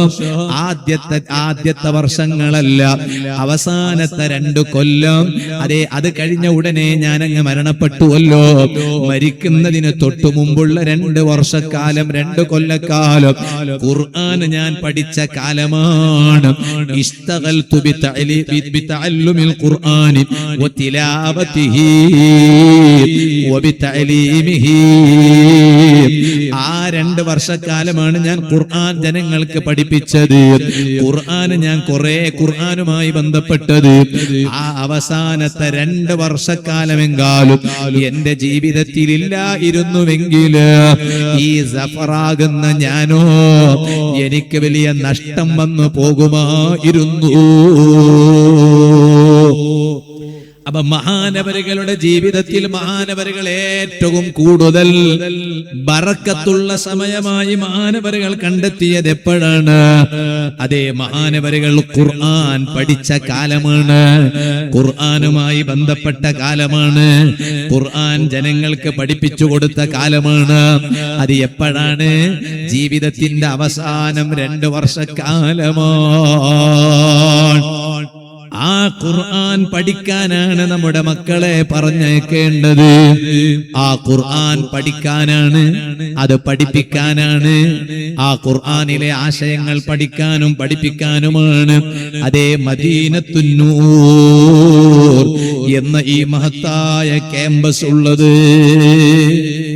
മദീനത്തുന്നൂർ എന്ന് പറഞ്ഞാൽ അതൊരു നൂറാണ്, വെളിച്ചമാണ്, പ്രകാശമാണ്. എന്താ കാരണം? വെളിച്ചം, ഇരുട്ട്, അങ്ങനെ ഉണ്ടല്ലോ. ഓപ്പോസിറ്റ് വേർഡ്സ്, വിരോധ പദകളു എന്ന് കന്നഡയിൽ പറയും. പരസ്പരം വൈരുദ്ധ്യമുള്ള. കറുത്തത് എന്ന് പറഞ്ഞാൽ അതിന്റെ വൈരുദ്ധ്യാണ്. കറുത്തത് എന്ന് പറഞ്ഞാൽ അതിന്റെ വൈരുദ്ധ്യം എന്താ? ചോപ്പ് എന്നാരെങ്കിലും പറയും. പിന്നെ നിങ്ങളെന്താ മിണ്ടാത്തതെന്ന് കുറച്ച് മിണ്ടി. വൈറ്റ് ഒക്കെ അങ്ങനെയാണ്. പണ്ട് ബ്ലാക്ക് എന്ന് ചോദിച്ചാലേ വൈറ്റ് എന്ന് പറയുള്ളൂ. ഇപ്പൊ കറുത്തത് അതാ ഇപ്പൊ കണ്ട നമ്മൾ മുത്താലിമ്യങ്ങളൊക്കെ അങ്ങനെയാണ്. കാരണം പണ്ട് കറുത്തത് ബ്ലാക്ക് എന്ന് ചോദിച്ചാലേ വൈറ്റ് എന്ന് പറയുള്ളൂ. ഇന്നിപ്പോ കറുത്തത് എന്ന് പറഞ്ഞാൽ വൈറ്റ് എന്ന് പറഞ്ഞിടത്തേക്ക് എത്തി. അതെന്തുകൊണ്ടാണ് ആ നേട്ടം ഉണ്ടായത്? നമ്മുടെ സ്ഥാപനങ്ങളെ കൊണ്ടാണ്. ഇല്ലേ? ഇപ്പൊ ഇന്നത്തെ ഉസ്താദുമാരൊക്കെ എങ്ങനെയാണ് സുബ്ഹാനല്ലാഹ് ഇംഗ്ലീഷ് സംസാരിക്കുന്നത് കണ്ടില്ലേ നിങ്ങൾ? എവിടുന്നാണ് അവർ ഇംഗ്ലീഷ് പഠിച്ചത്? അവർ ഇതുപോലത്തെ സ്ഥാപനങ്ങളുടെ ഉള്ളിൽ രണ്ടും പഠിച്ചിട്ടാണ്. ഇപ്പൊ മുഹിമ്മാത്തിൽ പഠിച്ച മക്കളുണ്ട്, മർക്കസിൽ പഠിക്കുന്നവരുണ്ട്. രണ്ടും പഠിച്ചിട്ട് അവർ ഇംഗ്ലീഷ് സംസാരിക്കുകയാണ്, എല്ലാ ഭാഷ സംസാരിക്കുകയാണ്. ഞാനിപ്പോ അതിലേക്കൊന്നും കിടക്കണില്ല. അപ്പൊ കറുത്തത് വെളുത്തത്, നീളമുള്ളത് നീളമില്ലാത്ത. അപ്പൊ ഇങ്ങനെ വൈരുദ്ധ്യം. എന്നാൽ വെളിച്ചം, ആ വെളിച്ചത്തിന്റെ വൈരുദ്ധ്യമാണ് ഇരുട്ട്. ഇരുട്ട് ഏതാണ്? വിവരമില്ലായ്മ എന്നത് അത് ഇരുട്ടാണ്. ചിമ്മ, അങ്ങനെയാണ് എന്റെ നക്കണിക്കൽ പറയാം. നിങ്ങളെ ഭാഷയിൽ പറയാ ചിമ്മ എന്നറിയാം. കറണ്ട് പോയാൽ അപ്പൊ ഉണ്ടാകണ ഒരു പ്രതിനിധി, അതിനെന്താ പറയാ? ഇരുട്ടായി എന്നല്ല അല്ലേ? എന്നാ ഞങ്ങൾ ചിമ്മയായി. കറണ്ട് വന്നാൽ വെളിച്ചം. അപ്പൊ കണ്ട, അപ്പൊ വെളിച്ചം ഇല്ലായ്മ അതാണ് ജഹ്ല്, വിവരക്കേട്, വിവരമില്ലായ്മ. അപ്പൊ ഈ വിവരമില്ലായ്മ എന്ന് പറഞ്ഞാൽ അതെന്താണ്? അത് ഇരുട്ടാണ്. ആ വിവരമില്ലായ്മ എന്നതിനെ നീക്കലാണ് വിവരമുണ്ടാക്കുക. അത് വെളിച്ചമാണ്, പ്രകാശമാണ്. അതാണ് മദീനത്തു നൂർ, നൂറിന്റെ പട്ടണമാണ്, പ്രകാശത്തിന്റെ പട്ടണം. അതങ്ങനെ തന്നെയാണ് ഇവിടെ കണ്ടില്ലേ? ഇപ്പോ ആർക്കും വേണ്ടാത്തൊരു സ്ഥലമായിരുന്നു എന്നാ ഞാൻ അങ്ങനെയാണ്. നമ്മള് വീടുണ്ടാക്കേണ്ടത് എവിടെയാണ്? ഇപ്പൊ കാര്യമായിട്ടും ബഹുമാനപ്പെട്ട തങ്ങളെ കൂട്ടിക്കൊണ്ടുപോയിട്ട് ഒക്കെ കാണിക്കും. ഈ സ്ഥലം നമുക്ക് വാങ്ങാൻ പറ്റോ? ഇവിടെ ഒരു വീടുണ്ടാക്കാൻ പറ്റോ? എന്താ അവിടെ പോക്കുവരവിന്റെ വല്ല പ്രശ്നം ഉണ്ടാ? അപ്പൊ ബഹുമാനപ്പെട്ട തങ്ങള് അപ്പൊ പറയും, ഈ സ്ഥലം അതിനെ പറ്റിയതാണോ അല്ലേ എന്നിങ്ങനെ പറയും. വേറെ വല്ല ഷർറുകൾ ഉണ്ടോ എന്ന് പറയും. എന്നാലേ എല്ലാം പറഞ്ഞിട്ട് പിന്നെ പറയും, അങ്ങനെ പള്ളിന്റെ പരിസരമാകുമ്പോ പിന്നെ വേറെ ഒന്നും നോക്കാനില്ല. തങ്ങൾ അങ്ങനെ പറയും. പള്ളിന്റെ പരിസരമാണെങ്കിൽ പിന്നെ നോക്കാൻ എന്തില്ല. എന്താ കാരണം? അവിടേക്ക് പള്ളിന്റെ ബാങ്ക് കേൾക്കുന്നില്ലേ? ബാങ്ക് കേട്ടെങ്കിൽ പിന്നെ ശൈത്താൻ നിൽക്കാനുണ്ടാ? ശൈത്താൻ അങ്ങ് മണ്ടൂലേ മനുഷ്യന്മാരെ. ഒരു ദിവസം 5 നേരം പള്ളിന്റെ ബാങ്ക് കേട്ട.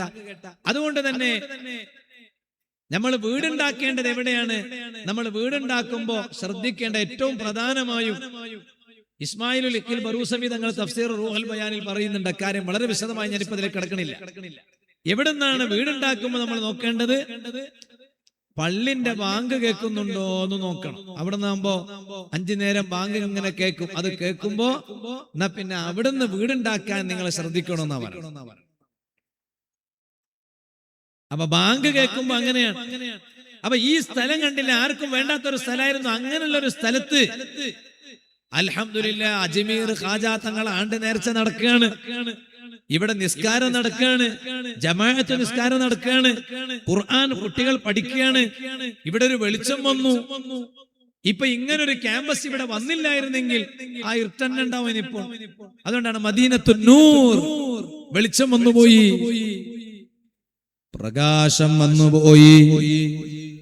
ആ പ്രകാശമാണ് ഇൽമ്, അല്ലാഹുവിന്റെ ദീനിയായ ഇൽമ്. ഇരിക്കട്ടെ സുഹൃത്തുക്കളെ, ഞാനിപ്പോൾ അതിലേക്ക് കടക്കുന്നില്ല. ആ വെളിച്ചം ഊതിക്കെടുത്താനാണ് നമ്മുടെ ഒന്നാമത്തെ ശത്രു ഇബ്ലീസ് ലഅനത്തുല്ലാഹി അലൈഹി.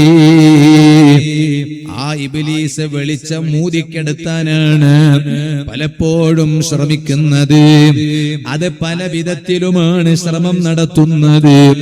ആ യഥാർത്ഥ വെളിച്ചം ഊതിക്കെടുത്താനുള്ള ശ്രമങ്ങൾ നടത്തുന്നു. അപ്പുറത്ത് ഇബ്ലീസിന്റെ ശ്രമം നടക്കുന്നു, ഇപ്പുറത്ത് മഹാന്മാരായ സാദാത്തുക്കളും ആലിമീങ്ങളും ആ ആലിമീങ്ങളെ കൂടെ കൈകോർക്കുന്ന ഉമറാക്കളും നിങ്ങളെപ്പോലെയുള്ള നല്ലവരായ ദീനീ സ്നേഹികൾ മോമിനുകൾ, അതുപോലെ മറക്കപ്പുറത്തുള്ള ഉമ്മമാര് സഹോദരിമാര് ഇബ്ലീസ് ഊതിക്കെടുത്താൻ വേണ്ടി ശ്രമിക്കുന്നതിനെ അത് ഊതിക്കെടുത്താൻ സമ്മതിക്കാതെ ആ വെളിച്ചം നിലനിർത്താൻ നോക്കുന്നു, ആ വെളിച്ചം നിലനിർത്താൻ ശ്രമിക്കുന്നു. അങ്ങനെയാണ് ഇബ്ലീസ് ലഅനത്തുല്ലാഹി അലൈഹി ആദം നബി അലൈഹിസ്സലാമിനോട് പിണങ്ങിയത്. അങ്ങനെയാണ് ആദം നബി അലൈഹിസ്സലാമിനെ ചതിക്കാൻ നോക്കിയത്. അങ്ങനെയാണ് ആദം നബി അലൈഹിസ്സലാമിനെ ചതിക്കാൻ നോക്കിയത്. അങ്ങനെയാണ് സുജൂദ് ചെയ്യാൻ വേണ്ടി പറഞ്ഞപ്പോൾ ഇബ്ലീസ് ആദം നബി അലൈഹിസ്സലാമിന് സുജൂദ് ചെയ്തില്ല. എന്നാൽ അതെ, ഇനി ഒരു നാൾ വരാനുണ്ട്. ആ നാൾ ഏതാണ്? സൂര്യൻ അതാ അസ്തമിക്കുന്ന സ്ഥലത്തിൽ നിന്ന് സൂര്യൻ ഉദിക്കുന്നൊരു നേരമുണ്ട്. ഖിയാമത്ത് നാള് സമീപിക്കുമ്പോൾ അന്ത്യനാളിന്റെ അടയാളം പറഞ്ഞപ്പോ പറഞ്ഞില്ലേ, അതേ ലോകം അവസാനിക്കുമ്പോൾ സൂര്യൻ അസ്തമിക്കുന്നത് എവിടുന്നാണോ അവിടുന്ന് സൂര്യൻ ഉദിക്കുകയാണ്. ആ സമയമായാൽ അതാ ഇബ്ലീസ് സുജൂദ് ചെയ്യുന്നു. അതുവരെ ഇബ്ലീസ് സുജൂദ് ചെയ്തിട്ടില്ല. അതുകൊണ്ടാണ് മുഅ്മിനുകൾ സുജൂദ് ചെയ്യുമ്പോ ഇബ്ലീസിന് അവരെ ചതിക്കാൻ നേരമില്ല.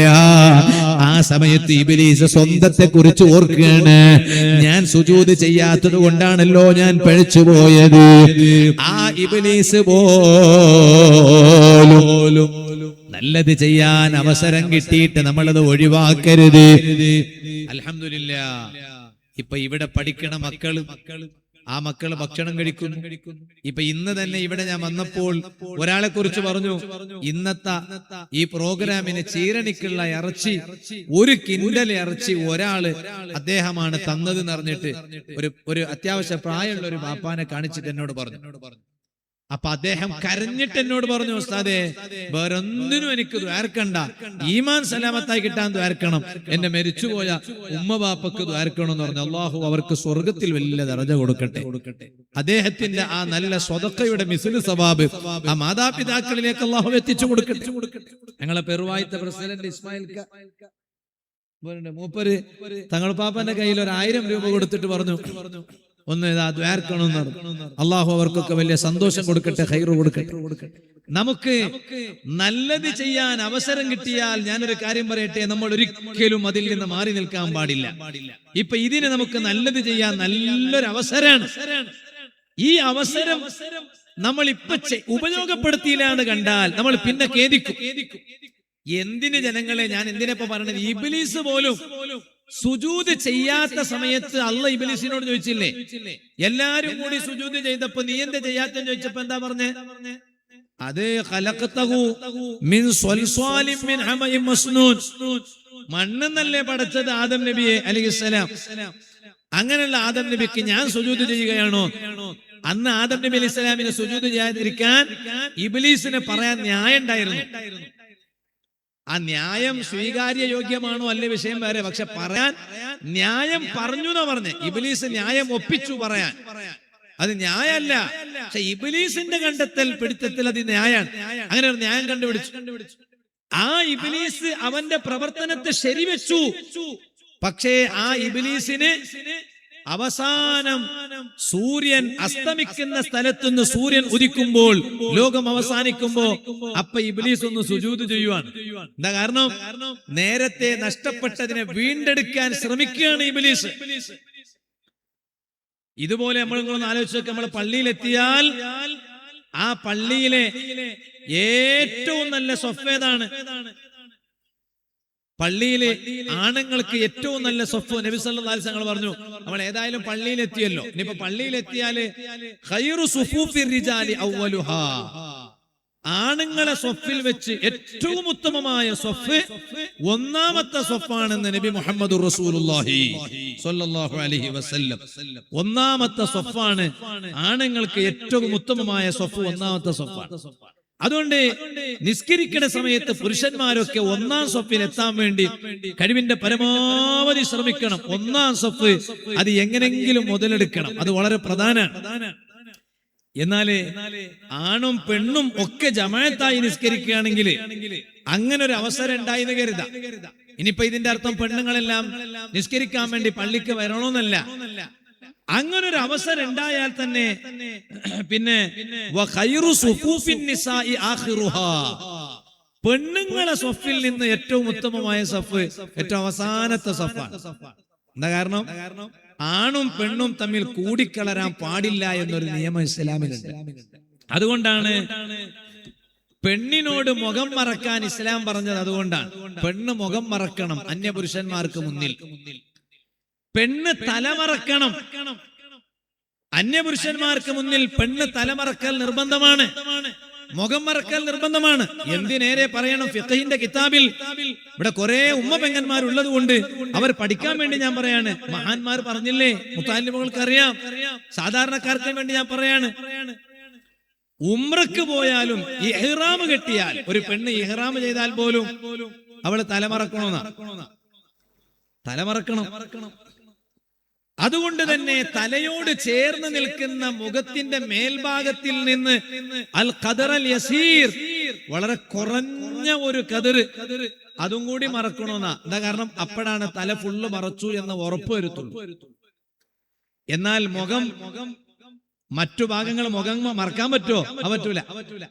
എന്ന് പറഞ്ഞാൽ ആ മുഖത്തേക്ക് നമ്മൾ താഴ്ത്തിയിടുന്ന മുഖമൂടി, നിഖാബ്, അത് മുഖത്തേക്ക് ടച്ച് ചെയ്യണ വിധത്തിൽ ഇറക്കാൻ പാടില്ല. അത് തെറ്റാണ്. അങ്ങനെ ചെയ്താൽ അതിന് പകരം ഫിദിയ കൊടുക്കേണ്ടി വരും. അവിടെ തന്നെ ഇമാം മഹല്ലി റഹ്മത്തുള്ളാഹി അലൈഹി വിശദമായി പറഞ്ഞു, മുതജാനിഫായ നിലക്ക് ഗ്യാപ്പ് വെച്ചിട്ട് ഒരു കൊള്ളി, ഒരു കഷ്ണം ഇങ്ങനെ നീട്ടിവെച്ചു. എന്നിട്ട് അതിൽ നിന്ന് താഴോട്ട് ഇങ്ങനെ ഒരു വസ്ത്രം താഴോട്ട് വലിച്ചു. അത് മുഖത്തേക്ക് തട്ടണില്ല, സ്പർശനം ഇല്ല എങ്കിൽ അങ്ങനെ ചെയ്യുന്നതിന് വിരോധമില്ല. കാരണം ഒരാവശ്യം ചിലപ്പോ വരും. എന്താ ആവശ്യം? ആ ആവശ്യം പലതും പറഞ്ഞു മിൻ ഫിത്നത്തിൻ, ചിലപ്പോ ഒരു ഫിത്ന ഉണ്ടാവാനൊക്കെ സാധ്യതയുണ്ടല്ലോ. അതുകൊണ്ട് തന്നെ അവിടെ പോലും അങ്ങനെ ചെയ്യുന്നതിന് ചെയ്യണോന്നല്ലോ, അവിടെ അങ്ങനെ ചെയ്യൽ നിർബന്ധമൊന്നുമല്ല. വലഹാ, വേണമെങ്കിൽ അവൾക്ക് അങ്ങനെ ചെയ്യാം, ഫിത്നയുടെ സാഹചര്യം ഉണ്ടാവുകയാണെങ്കിൽ എന്ന് മഹാന്മാർ പറഞ്ഞു. അത്രയും ഗൗരവത്തിലാണ് ഒരു പെണ്ണിന്റെ മുഖം മറക്കാൻ ഇസ്ലാം പറഞ്ഞത്, ഒരു പെണ്ണിന്റെ തലമറക്കാൻ ഇസ്ലാം പറഞ്ഞത്. അതുകൊണ്ടാണ് പെണ്ണാകുമ്പോ അവളെ സ്വഫിൽ നിന്ന് അവസാനത്തെ സ്വഫാണ്. അതുകൊണ്ടാണ് ഒരാള് ഹജ്ജിന് പോയ ഒരാൾ മരിച്ചു എന്ന് കരുതാം, ഉംറക്ക് പോയ ഒരാൾ മരിച്ചു, അയാളെ ഹജ്ജ് കംപ്ലീറ്റ് ആയിട്ടില്ല, ഹജ്ജിൽ നിന്ന് അയാൾ വിരമിച്ചിട്ടില്ല, ഉംറയിൽ നിന്ന് വിരമിച്ചിട്ടില്ല. നമ്മളെ നാട്ടിൽ നിന്ന് കൂടെ ഹജ്ജിന് വന്നാണ്, അവിടെ മരിച്ചു, ഇഹ്റാം കെട്ടി മരിച്ചു. എന്നാ പിന്നെ അയാളെ മയ്യത്ത് സംസ്കരിക്കുമ്പോൾ ശ്രദ്ധിക്കേണ്ട കാര്യങ്ങൾ പറഞ്ഞ അവിടെ മഹാന്മാരായ പണ്ഡിതന്മാർ പറഞ്ഞു. ആണാണോ എന്നാൽ അയാളെ തലമറക്കൽ ഹറാമാണ്. മയ്യത്ത് സംസ്കരിക്കുമ്പോൾ അയാളെ തലമറക്കൽ ഹറാമാണ്. കാരണം എന്താ? അയാളെ ഹജ്ജ് കഴിഞ്ഞിട്ടില്ല, ഇടക്കാണ് അയാൾ ഇഹ്റാം ചെയ്തിട്ട് മരിച്ചതാണ്. അപ്പൊ ജീവിതകാലത്തുള്ള ആ നിയമം അവിടെ ബാധകാവും. തലമറക്കൽ ഹറാമാണ്. ഇനി ഒരു പെണ്ണുങ്ങളാണ് ഇഹ്റാം കെട്ടി, ഹജ്ജ് കംപ്ലീറ്റ് ആയില്ല, അവിടുന്ന് മരണപ്പെട്ടു, അല്ലെങ്കിൽ ഉംറക്ക് ഇഹ്റാം ചെയ്തു, മരണപ്പെട്ടു, ഉംറ പൂർണ്ണമായില്ല. എന്നാൽ ആ പെണ്ണുങ്ങളെ മയ്യിത്ത് സംസ്കരിക്കുമ്പോഴും മുഖം മറക്കൽ ഹറാമാണ്. അതുപോലെ തന്നെ ഈ കൈ ഇങ്ങനെ മറക്കൽ ഹറാമാണ്. കയ്യിന്റെ മുൻഭാഗം മുൻകൈ മറക്കൽ ഹറാമാണ്. എന്താ കാരണം? കാരണം അവർക്ക് ജീവിതകാലത്ത് ഹജ്ജ് ചെയ്യുന്ന സമയത്ത് അത് മറക്കൽ ഹറാമാണ്. അതുകൊണ്ടാണ് പെണ്ണുങ്ങൾക്ക് ഹജ്ജിനും ഉംറക്കും പോയാൽ ഓർക്ക് മൈലാഞ്ചി എടുത്തിട്ട് കുറച്ച് മുഖത്തേക്ക് പുരട്ടലും കുറച്ച് മുൻകൈയിലേക്ക് പുരട്ടലും സുന്നത്താണ്. എന്താ കാരണം? അവരെ തൊലിയുടെ വെളുപ്പ് അത് പ്രകടമാകാതിരിക്കാൻ. അപ്പൊ കുറച്ചെങ്കിലും മറക്കാൻ പറ്റുമല്ലോ. അങ്ങനെ അതുവരെ പരിശുദ്ധ ഇസ്ലാം പറഞ്ഞു. മഹാന്മാരായ ഫിഖഹിന്റെ പണ്ഡിതന്മാർ വളരെ കർശനമായി അത് വിശദമായി പറഞ്ഞിട്ടുണ്ട്. ഞാനിപ്പോൾ അതിലേക്ക് കടക്കുന്നില്ല. ഞാൻ പറഞ്ഞ വിഷയം മറക്കണ്ട. ആണുങ്ങളോ, എന്തിനു ഞാനിത് പറയുന്നു? നല്ല അവസരം കിട്ടിയാൽ, ഇപ്പൊ അൽഹംദുലില്ലാ നിങ്ങൾക്ക് ഈ സദസ്സിൽ വന്ന് കൂടാൻ ഒരു നല്ല അവസരം കിട്ടി. എന്നാൽ നിങ്ങൾ മാത്രാണോ? അല്ല, എത്ര ആളുകളുണ്ട് അവർക്ക് അവസരം ഉപയോഗപ്പെടുത്താൻ കഴിയില്ല. പക്ഷേ നിങ്ങൾക്ക് അല്ലാഹു തആല അവസരം ഉപയോഗപ്പെടുത്താൻ അവസരമുണ്ടാക്കി തന്നു. അവസരങ്ങൾ ഉപയോഗപ്പെടുത്തിയില്ല എന്ന് കണ്ടാൽ പിന്നീട് നമ്മൾ ഖേദിക്കുന്ന ഒരു നാള് വരും. അതാണ് ഞാൻ നിങ്ങളോട് പറഞ്ഞത്. പിന്നീട് ഖേദിക്കുന്ന ഒരു നാള് വരും. ആ ദിവസം ചിലപ്പോ നമ്മൾ ഖേദിക്കും. അതുകൊണ്ടാണ് പുരുഷന്മാര് വന്നാൽ ആ പുരുഷന്മാരുടെ സ്വഫുകളിൽ നിന്ന് ഏറ്റവും ഖൈറായ സ്വഫ് ഏതാണ്? ഒന്നാം സ്വഫാണ്. പഴയ കാലം അങ്ങനെയാണ്. അന്ന് ആളുകളോടൊരു നല്ലത് ചെയ്യാൻ പറഞ്ഞാൽ എല്ലാവരും അതിന്റെ ബേക്കിലങ്ങ് പോയി. അനസ് റളിയല്ലാഹു അൻഹു തൊട്ട് റിപ്പോർട്ട് ചെയ്യപ്പെടുന്ന ഹദീസിൽ കാണാം, ഒരിക്കൽ നബി സല്ലല്ലാഹു അലൈഹി വസല്ലം ജനങ്ങൾക്ക് ഇൽമു പറഞ്ഞു കൊടുക്കുമ്പോൾ നിസ്കരിക്കുന്ന സമയത്ത് ഒന്നാം സ്വഫിന്റെ മഹത്വം നബി സല്ലല്ലാഹു അലൈഹി വസല്ലം ജനങ്ങൾക്ക് അതാ പറഞ്ഞു കൊടുത്തിട്ട് ജനങ്ങളോട് പറഞ്ഞു, നിങ്ങൾ നിസ്കരിക്കുകയാണെങ്കിൽ ഒന്നാം സ്വഫിൽ നിന്നോളണം കേട്ടോ. തങ്ങളത് പറഞ്ഞപ്പോഴേക്ക് പിന്നെ വല്ലാത്ത തിരക്കായി. ഒന്നാം സ്വഫിൽ പിന്നെ ഭയങ്കര തിരക്കാണ്. ആളുകൾക്ക് എല്ലാവർക്കും ഒന്നാം സ്വഫ് വേണം. എല്ലാവർക്കും കൂടി ഒന്നാം സ്വഫ് കിട്ടൂല. ആളുകൾക്ക് എല്ലാവർക്കും ഒന്നാം സ്വഫ് വേണം. എല്ലാരും കൂടി ഒന്നാം സ്വഫിൽ വന്ന് നിന്നാൽ ഒന്നാം സ്വഫ് തികയില്ല. എല്ലാവർക്കും കൂടി ഒന്നാം സ്വഫ് വേണം. അങ്ങനെ ആയപ്പോഴാണ് ചില ആളുകൾ അതാ അവരുടെ പള്ളികളെല്ലാം അവരുടെ വീട് പള്ളിയിൽ നിന്ന് എത്രയോ അകന്നു നിൽക്കുന്നതാണ്. അവരവിടുന്ന് ചിന്തിക്കുകയാണ്, ഞങ്ങളെ വീടുകളോ പള്ളിയോട് ചേർന്ന് നിൽക്കുന്ന വീടാണെങ്കിൽ ഞങ്ങൾക്കതാ പള്ളിയിൽ വേഗം പോകാൻ പറ്റുമോ, ഒന്നാം സ്വഫിൽ നിസ്കരിക്കാൻ പറ്റുമോ? ഇപ്പൊ ഞങ്ങൾക്ക് ഒന്നാം സ്വഫിൽ എത്താൻ കഴിയണില്ല. എന്തുകൊണ്ട്? പള്ളിയെ തൊട്ട് ഞങ്ങളെ വീട് കുറെ ദൂരെയാണല്ലോ. അതുകൊണ്ട് ഞങ്ങളെ ദൂരെയുള്ള വീടുകളെല്ലാം ഞങ്ങൾ വിറ്റിട്ട് പള്ളിയോടടുത്തിട്ട് ഞങ്ങൾ വീട് വാങ്ങാം. പള്ളിയോടടുത്തിട്ട് ഞങ്ങൾ വീട് വാങ്ങാം. അങ്ങനെ മഹാന്മാരായ സ്വഹാബത്ത് ആലോചിക്കുകയാണ്, അങ്ങനെ വേണം. ഞങ്ങളെ പള്ളിന്റെ അടുത്തുള്ള സ്ഥലങ്ങളെല്ലാം മുസ്ലിംകൾ വാങ്ങണം. അല്ലാഹു തൗഫീഖ് ചെയ്യട്ടെ. മുസ്ലിംകള് എവിടെല്ലാം പോയിട്ട് സ്ഥലം വാങ്ങാൻ പാടില്ല. ഇപ്പൊ ഉദാഹരണം പറയാം, നമ്മളെ ഹൈന്ദവ സഹോദരങ്ങൾ അമ്പലമുള്ള സ്ഥലമാണെങ്കിൽ ആ സ്ഥലത്തോട് സമീപത്ത് അവർ സ്ഥലം വാങ്ങിയിട്ട് വീടുണ്ടാക്കിയാൽ അവർക്ക് അവരുടെ ആരാധന നടത്താൻ ഒന്നും കൂടി അവർക്ക് സൗകര്യമാണ്, പൂജ നടത്താൻ സൗകര്യമാണ്. എന്താ കാരണം അവരെ അമ്പലത്തേക്ക് വേഗം അവർക്ക് പോയി വരാൻ പറ്റും. അപ്പൊ മുസ്ലിംകൾ പള്ളിയുടെ പരിസരത്ത് സ്ഥലമുണ്ടെങ്കിൽ മുസ്ലിംകൾ വീടുണ്ടാക്കാൻ അവിടെ സ്ഥലം വാങ്ങണം. ഇപ്പൊ നമ്മളെ മദീനത്തുന്നൂറിന്റെ പരിസരത്ത് സ്ഥലം ഉണ്ടോന്ന് എനിക്കറിയില്ല. തങ്ങളപ്പ പറയണ്ട ധാരാളം സ്ഥലം ഉണ്ടെന്നാണ്. എങ്ങനെയാണ്? അപ്പൊ ധാരാളം സ്ഥലം എന്നാ അത് മുസ്ലിംകൾ വാങ്ങണം. അപ്പൊ എന്ത് സൗകര്യം കിട്ടും? അവിടെ വീടുണ്ടാക്കിയാല് നമുക്ക് എല്ലാ ജമാഅത്തിനും വരാൻ എളുപ്പമാണ്. പള്ളിന്റെ അടുത്ത് മുസ്ലിംകൾ വീട് വാങ്ങി.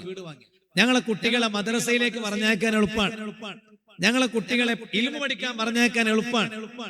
ഞങ്ങൾക്ക് പള്ളിയിൽ എന്തെങ്കിലും നല്ല കാര്യങ്ങൾ നടക്കുമ്പോൾ അതിനോട് സഹകരിക്കാനും ഞങ്ങൾക്ക് എളുപ്പമാണ്. അങ്ങനെയാണ്. ഇപ്പൊ പള്ളിന്റെ അടുത്തുള്ള പുരക്കാര്, ചില മനുഷ്യന്മാർ വിചാരിക്കുന്നത് എന്തോ, പള്ളിന്റെ അടുത്തുണ്ടെങ്കിൽ ഭയങ്കര ടെൻഷന്. കാരണം എപ്പോഴും ഉസ്താദിന് ചായ ആക്കി കൊടുക്കണം, എപ്പോഴും ഉസ്താദിന് പിന്നെ പഴംപൊരി ഉണ്ടാക്കി കൊടുക്കണം, അല്ലെങ്കിൽ ബാദന്റെ അല്ലെങ്കിൽ വേറെ എന്തെങ്കിലും കടികൾ ഉണ്ടാക്കി കൊടുക്കണം. അതൊരു അവസരല്ലേ? അതിന് ഞങ്ങളെ പെണ്ണുങ്ങൾക്കൊന്നും ഒരു മടിയേ ഇല്ലല്ലോ. അൽഹംദുലില്ലാ. ഞങ്ങളെ ഉമ്മമാർ എങ്ങനെയാണ്? അള്ളാഹു ഞങ്ങളെ ഉമ്മമാർക്ക് കൈക്കാലുകൾക്ക് നല്ല ആഫിയത്ത് ഇട്ട് കൊടുക്കട്ടെ. നിങ്ങളെന്താ ആമീൻ പറയാത്ത? നമുക്കൊക്കെ അള്ളാഹു നല്ല സന്തോഷം തരട്ടെ. ഞങ്ങളെ ഉമ്മമാർ അൽഹംദുലില്ലാ, ഞാൻ എപ്പോഴും പറയാറുണ്ട്, അവർക്കൊക്കെ വലിയ ആഗ്രഹം, വലിയ താല്പര്യമാണ് പള്ളിക്ക് ചോറുണ്ടാക്കി, പിന്നെ ഉസ്താദ്മാർക്ക് ഭക്ഷണം ഉണ്ടാക്കി കൊടുക്കുക എന്ന് പറഞ്ഞാൽ അന്ന് അവർക്ക് ഒരു പെരുന്നാളാണ്. അത് അന്നും ഇന്നും അങ്ങനെയാണ്. ഇന്നത്തെ ഉമ്മമാർ അങ്ങനെയല്ലേ?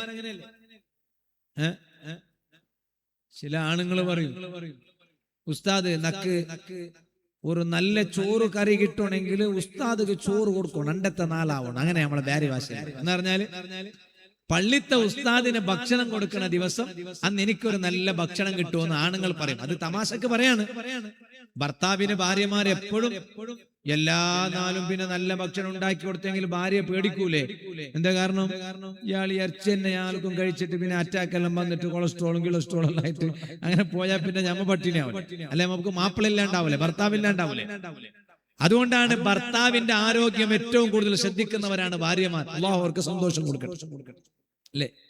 ഏറ്റവും നല്ല ഭാര്യ ആരാ? ഞാൻ എപ്പോഴും പറയും, എന്താ ഏറ്റവും നല്ല ഭാര്യ ആരാന്ന് പറഞ്ഞാൽ, ഉമ്മമാരോട് ഞാൻ പറയുന്നു, സഹോദരിമാരോട്, ഇവിടെ ധാരാളം നല്ല ഉമ്മമാരുണ്ട്. നിങ്ങളെ ഭർത്താക്കന്മാര് ചിലപ്പോ അനാവശ്യത്തിന് പോയിട്ട് കൈയിടും. ബിസിനസ് ഒക്കെ ഇപ്പൊ അത്യാവശ്യം ഉണ്ട്.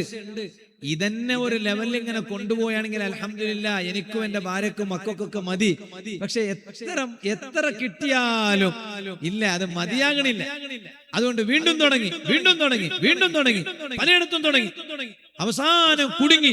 തുടങ്ങിയതെല്ലാം പോയി, പിന്നെ ടെൻഷനോട് ടെൻഷൻ. അപ്പൊ ഭാര്യ ആദ്യം തന്നെ പറയണം, മനുഷ്യ ഞങ്ങൾക്ക് ഇത് മതി. ഒരു മുഅ്മിനിന്റെ 3 ശത്രുക്കളെ കൂട്ടത്തിൽ ഒരു ശത്രുവിനെ മഹാന്മാർ പറഞ്ഞതിന്റെ ദുനിയാവ് മുഅ്മിന്റെ ശത്രുവാണ്. കാരണം എപ്പോഴും മുഅ്മിന് ദുനിയാവ് എത്ര കിട്ടിയാലും മതിയാവില്ല. അപ്പൊ ഞങ്ങൾക്ക് ഒരു അത്യാവശ്യം യാത്ര ചെയ്യാൻ ഒരു വാഹനം ഉണ്ടായ പോരെ. അപ്പോഴാണ് ഒരാൾ റേഞ്ച് റോവറിൽ പോണേ. അപ്പൊ ഇവൻ ടെൻഷനായി. ഞാൻ എപ്പോ റേഞ്ച് റോവറിൽ പോന്നേ? അങ്ങനെയല്ല ചിന്തിക്കണ്ടേ. ഞാൻ ചിന്തിക്കേണ്ടത്, എനിക്ക് അല്ലാഹു തആല മാരുതി 800 തന്നാൽ ഇത് എന്റെ റേഞ്ച് റോവറാണ്. അങ്ങനെ ഈ ഇന്നോവ കാറ് തുടക്കത്തിൽ ഇറങ്ങിയപ്പോ ചില ഓട്ടോറിക്ഷയുടെ ബാക്കിലൊക്കെ ഒരു എഴുത്ത് കണ്ടു. എന്താണെന്നറിയോ? പാവങ്ങളുടെ ഇന്നോവ. ഓന് അതാണ് അൽ ഖനാഅ, ഉള്ളത് കൊണ്ട് തൃപ്തിപ്പെട്ടു എന്നാണ് അതിന്റെ അർത്ഥം. കാരണം ഓന്റെ അടുത്ത് ഇന്നോവ ഇല്ലെങ്കിലും ഓൻ ഓട്ടോറിക്ഷന്റെ ബാക്കിൽ എഴുതി, ഈ ഓട്ടോറിക്ഷ പാവങ്ങളുടെ ഇന്നോവയാണ്, ഇത് എന്നെ സംബന്ധിച്ചിടത്തോളം ഇന്നോവയാണ്. അതുകൊണ്ട് ഞാനൊരു മാരുതി 800-ലാണ് പോകുന്നതെങ്കിലും എന്റെ മാരുതി 800 എനിക്കത് റേഞ്ച് റോവർ തന്നെയാണ്. അങ്ങനെയാണ് വിചാരിക്കേണ്ടത്. അല്ലാതെ ഭാര്യയും ഭർത്താവും ഒന്നിച്ച് മാരുതി 800-ൽ പോവാണ്. ഉദാഹരണം പറയാം, ഉമ്മമാർ കേൾക്കാൻ വേണ്ടി ഞാൻ പറയാം. അത് പോകുമ്പോ അപ്പൊ ഭാര്യ ഭർത്താവിനോട്, അപ്പൊ ഇവരെ വാഹനത്തിന്റെ അപ്പുറം ഒരു റേഞ്ച് റോവർ ഇങ്ങനെ പോവാണ്. അപ്പൊ പോകുമ്പോ ഭാര്യ ഭർത്താവിനോട് ചോദിക്കാം, നങ്ങപ്പ ഇതെടുക്കടേ? അപ്പൊ ഭർത്താവ് ചോദിച്ചു, ഏത്? നോക്കോറല്ല പറ, ആ പോണ്ടത് നോക്കോറോ. എന്താ പോന്ന റേഞ്ച് റോവറാണ്. ഉദാഹരണം പറയാ, ഞമ്മപ്പ ഇതെടുക്കുന്നേന്നാ ഭാര്യന്റെ ചോദ്യം. അപ്പൊ അയാൾ പറഞ്ഞ്, നോക്ക അള്ളാഹു ആവതാക്കി തന്നെ. അപ്പൊ ഭാര്യ പറയാണ്, അതെപ്പോ ഞാൻ മരിച്ചിട്ടാ? അള്ളാഹു ആവതാക്കുന്നപ്പോ ഞാൻ മരിച്ചിട്ടാ? അതാ, അങ്ങനെ ആകരുത്. ചിലപ്പോ ഭർത്താവും ഭാര്യയും ഒന്നിച്ച് യാത്ര ചെയ്യുമ്പോ തൊട്ടടുത്തൊരു റേഞ്ച് റോവർ വാഹനം പോവാണെങ്കിൽ അപ്പൊ ഭർത്താവ് ചിലപ്പോൾ ഭാര്യ ആയിഷനോട് പറയും, ആയിഷ ഞങ്ങൾ കയ്യിൽ പോകണ്ടേ? ചിലപ്പോ ഇങ്ങോട്ട് നേരെ ഉൾട്ടയാണ് ചോദിക്കും. ഭർത്താവ് ഭാര്യനോട് ചോദിച്ചു, ഞമ്മക്ക് കയ്യിലൊരുക്ക പോകണ്ടേ? അപ്പൊ ഭാര്യ പറഞ്ഞു, എന്താ പറഞ്ഞെന്നറിയോ? എന്തിന് ഞങ്ങൾക്കല്ല ഇത് തന്നില്ലേ? അയില് പോയെങ്കിലും എത്തേന്റെ അടുത്ത് തന്നെ എത്തൂ, ഈല് പോയെങ്കിലും എത്തേന്റെ അടുത്ത് തന്നെ എത്തൂ. അയില് പോകുമ്പോ കുറച്ച് സുഖം കൂടുതലുണ്ടാവും, ഈല് പോകുമ്പോ കുറച്ച് സുഖം അത്ര ഒന്നും ഉണ്ടാവില്ല. ദുനിയാവല്ലേ, നമുക്ക് വലിയ സുഖമൊന്നും വേണ്ട, നമുക്ക് അവിടെ കിട്ടട്ടെ സുഖല്ലോ എന്നൊരു ഭാര്യ പറഞ്ഞാൽ, പെങ്ങളെ ഉമ്മ, നീയാണ് ഏറ്റവും നല്ല സ്വാലിഹത്തായ പെണ്ണ്. കല്യാണം കഴിക്കാത്ത മക്കളുണ്ടെങ്കിൽ ഞാൻ പറയട്ടെ, ഇന്നിപ്പോ കല്യാണം കഴിക്കണത് എന്താ? ഇന്നിപ്പോ കല്യാണം കഴിക്കൽ എങ്ങനെയാ? ഉമ്മയും ബാപ്പയും കൊറേ കാണിച്ച് ഒക്കുന്നില്ല, ഒന്നിനും ഒക്കുന്നില്ല. എന്താ കാരണം? ഓൻ എവിടെയോ പോയപ്പോൾ നോക്കി വെച്ചിട്ടുണ്ട്, അതാണ് കാരണം. ഞാൻ രക്ഷിതാക്കളോട് പറയട്ടെ, നിങ്ങൾ കുറെ പെൺമക്കളെ കാണിച്ചിട്ടും നിങ്ങളെ മോന് സമ്മതിക്കുന്നില്ല എങ്കിൽ അതിന്റെ ഉള്ളിലെ ഒരു ഗുട്ടൻസ് നിങ്ങൾ കണ്ടെത്തണം. എന്താണെന്നറിയോ? ഓൻ എവിടെയോ പോയപ്പോൾ ഒരു പെൺകുട്ടിയെ നോക്കി ഇഷ്ടപ്പെട്ട് ഉറപ്പിച്ചു വെച്ചിട്ടുണ്ട്. അത് പറയാൻ മടിയുള്ളത് കൊണ്ടാണ് കുറെ ഇങ്ങനെ നോക്കിയിട്ട് വേണ്ട വേണ്ട വേണ്ട വേണ്ട, നോക്കിയതെല്ലാം വേണ്ടെന്നെ. ഞാൻ ഒരുത്തൻ എന്നോട്, ഓന്റെ കുടുംബത്തിൽപ്പെട്ട ഒരാൾ പറഞ്ഞു, നമുക്ക് കുറെ പെണ്ണ് നോക്കിയിട്ട് വേണ്ട. ഞാൻ ഓനോട് ചോദിച്ചു, നിൽക്കുന്ന സ്വർഗത്തിൽ തന്നെ വരണം അതിന് ചോദിച്ചു. ദുനിയാവിൽ ഇത്തരമുള്ള പെൺപിള്ളുണ്ടായിട്ട് മതിയാവല്ല. അപ്പൊ എന്താ സംഭവം? എന്തോ പോലെ നോക്കി ഉറപ്പിച്ചു വെച്ചിട്ടുണ്ട്. അപ്പൊ പിന്നെ എന്താവും? അപ്പൊ പിന്നെ ഓനക്ക് അത് നടക്കാത്തത് കൊണ്ടാണ് ഉമ്മാനോട് ഉപ്പാനോട് പറയുന്നത്, എന്തേ എനിക്ക് നിങ്ങൾ നോക്കിയതാവാലാന്ന്. ഞാനിപ്പോ അതിലെ കടക്കണില്ല. ഞാൻ പറഞ്ഞു വന്നത്, കല്യാണം കഴിക്കാത്തവരുണ്ടെങ്കിൽ അങ്ങനെയുള്ളൊരു പെണ്ണ് കിട്ടാൻ വേണ്ടി വേർക്കണം. എന്താണ്? ഭർത്താവിനെ നിയന്ത്രിക്കുന്ന ഭാര്യയാവണം. അതാണ് നല്ല ഭാര്യ. ഞാനിപ്പോ ഇതിലേക്ക് കിടക്കണില്ല. ഞാൻ പറഞ്ഞ വിഷയം മറക്കണ്ട. ഞാൻ പറഞ്ഞു വന്നത്, അപ്പൊ നല്ല നമ്മുടെ പള്ളികളുടെ പരിസരമുള്ള സ്ഥലങ്ങൾ നമ്മൾ മുസ്ലിംകൾ ആ സ്ഥലം വാങ്ങണം. നമ്മൾ പൈസ കൊണ്ടുപോയിട്ട് എവിടേക്കെങ്കിലും ഇട്ടാ പോരാ, എന്നിട്ട് അവിടുന്ന് വീടുണ്ടാക്കണം. അത് വലിയ ബർക്കത്താണ്, വലിയ സന്തോഷാണ്. ഇത് സാന്ദർഭികമായി ഞാൻ പറഞ്ഞേ ഉള്ളൂ. ഞാൻ പറഞ്ഞു വന്നത്, സുഹൃത്തുക്കളെ, അപ്പോഴാണ് അല്ലാഹു തആല ആയത്തിറക്കുന്നത്. അതേ, വലഖദ് അലിംനൽ മുസ്തഖ്ദിമീന മിൻകും വലഖദ് അലിംനൽ മുസ്തഅഖിരീൻ. വേഗം വരുന്നവരും പിന്നെ വരുന്നവരെയും നമുക്കറിയാം. പള്ളിയിൽ നിന്ന് വീടുകൾ കുറെ ദൂരെയാണെങ്കിൽ ആ ദൂരയിൽ നിന്ന് പള്ളിയിലേക്ക് വരുമ്പോൾ ചിലപ്പോൾ ഒന്നാം സഫിൽ എത്താൻ കഴിയില്ല എന്ന് വരും. അതിന്റെ പേരിൽ നിങ്ങൾ വിഷമിക്കണ്ട. ആ ഒന്നാം സഫ് കിട്ടണമെന്ന് ആഗ്രഹിച്ചിട്ടല്ലേ കുറെ ദൂരെ നിന്ന് നിങ്ങൾ യാത്ര ചെയ്ത് വന്നത്. വിഷമിക്കണ്ട. നിങ്ങൾ നിൽക്കുന്നത് ബേക്കിലെ സഫുകളിലാണെങ്കിൽ പോലും ഒന്നാം സഫിൽ നിന്നാൽ അതുകൊണ്ട് കിട്ടുന്ന പ്രതിഫലം, അത് പ്രതിഫലം നൽകാൻ കഴിവുള്ള രാജാവാണ് യജമാനനായ അല്ലാഹ്. അതുകൊണ്ടാണല്ലോ നബി സല്ലല്ലാഹു അലൈഹി വസല്ലം തങ്ങൾ പറഞ്ഞില്ലേ, അലാ അദുല്ലുകും അലാ മാ യംഹുല്ലാഹു ബിഹിൽ ഖതായാ വയർഫഉ ബിഹി ദറജാത്. ഓ, നിങ്ങളെ ജീവിതത്തിൽ വന്നുപോയ തെറ്റുകളെ പൂർണ്ണമായും മായിച്ചു കളയാനും നിങ്ങൾക്ക് വലിയ പദവികൾ ലഭിക്കാനും ഞാൻ നിങ്ങൾക്ക് ചിലത് പറഞ്ഞു തരട്ടെയോ? സ്വഹാബത്തിനോട് നബി സല്ലല്ലാഹു അലൈഹി വസല്ലം തങ്ങൾ ചോദിച്ചപ്പോ സ്വഹാബത്ത് പറഞ്ഞില്ലേ, ബലാ യാ റസൂലല്ലാഹ് സല്ലല്ലാഹു അലൈഹി വസല്ലം, പറഞ്ഞു തരൂ നബിയേ. ആ മൂന്ന് കാര്യമാണ് നബി സല്ലല്ലാഹു അലൈഹി വസല്ലം പറഞ്ഞു കൊടുക്കുന്നത്. അത് ചെയ്താലോ യംഹുല്ലാഹു ബിഹിൽ ഖതായാ, മനുഷ്യന്റെ ജീവിതത്തിൽ ചെയ്ത പാപങ്ങള് അതുകൊണ്ട് അല്ലാഹു തആല പൂർണ്ണമായും മായ്ച്ചു കളയുകയാണ്. വയർഫഉ ബിഹി ദറജാത്, ആ മനുഷ്യന് അതിന് പകരം അല്ലാഹു തആല വലിയ പദവി നൽകുകയാണ്. ഏതാണ് ഒന്നാമത്തെ കാര്യം? ഇസ്ബാഗുൽ ഉളൂഇ അലൽ മകാരി. അതേ, നല്ല തണുപ്പുള്ള സമയത്ത് തന്നെ, തണുപ്പുള്ള സ്ഥലമാണ്, അതേ ചൂടുവെള്ളമില്ല, സോലാറിന്റെ സംവിധാനമില്ല, ഹീറ്ററിന്റെ സംവിധാനമില്ല, ഗീസറിന്റെ സംവിധാനമില്ല, വെള്ളം ചൂടാക്കാനുള്ള വകുപ്പില്ല. സുബ്ഹാനല്ലാഹ്, നല്ല തണുത്തു വിറക്കുന്ന വെള്ളമാണ്. ഓ യുവാക്കളെ, ഇന്ന് ഇതിനെല്ലാം സംവിധാനമുള്ള കാലമാണല്ലോ. പഴയ കാലത്ത് നമ്മുടെ ഉപ്പാപ്പമാരുടെ കാലം ഓർക്കുന്നുണ്ടോ? മറക്കപ്പുറത്തിരുന്ന് വാല കേൾക്കുന്ന പെൺകുട്ടികള് പഴയ കാലത്ത് നമ്മുടെ മാമമാരുടെ കാലം ഓർക്കുന്നുണ്ടോ? അന്ന് വെള്ളം ചൂടാക്കാൻ അറിഞ്ഞ വലിയ പ്രയാസമാണ്. ഇന്ന് വളരെ എളുപ്പമാണ്. പക്ഷേ നല്ല തണുപ്പുള്ള സമയത്ത് ഉളുവെടുക്കുമ്പോൾ അതേ മുഖം കഴുകുമ്പോൾ ഒരൽപ്പം നീട്ടിയിട്ട് കഴുകുക. കൈ കഴുകുമ്പോഴോ അതെ അതാ ഇവിടെ മുട്ടുവരെ മാത്രമാക്കാതെ ഒരൽപ്പം കൂടി തോളം കൈയിലേക്ക് നീട്ടി കഴുകുക. കാല് കഴുകുമ്പോഴോ കേവലം നെറിയാണി വരെ മാത്രമാക്കാതെ അതുവരെ കഴുകിയാൽ തന്നെ കഴുകൽ സ്വഹിയാവും. ഒരൽപ്പം കൂടി തണ്ടങ്കാലിലേക്ക് നീട്ടി കഴുകുക.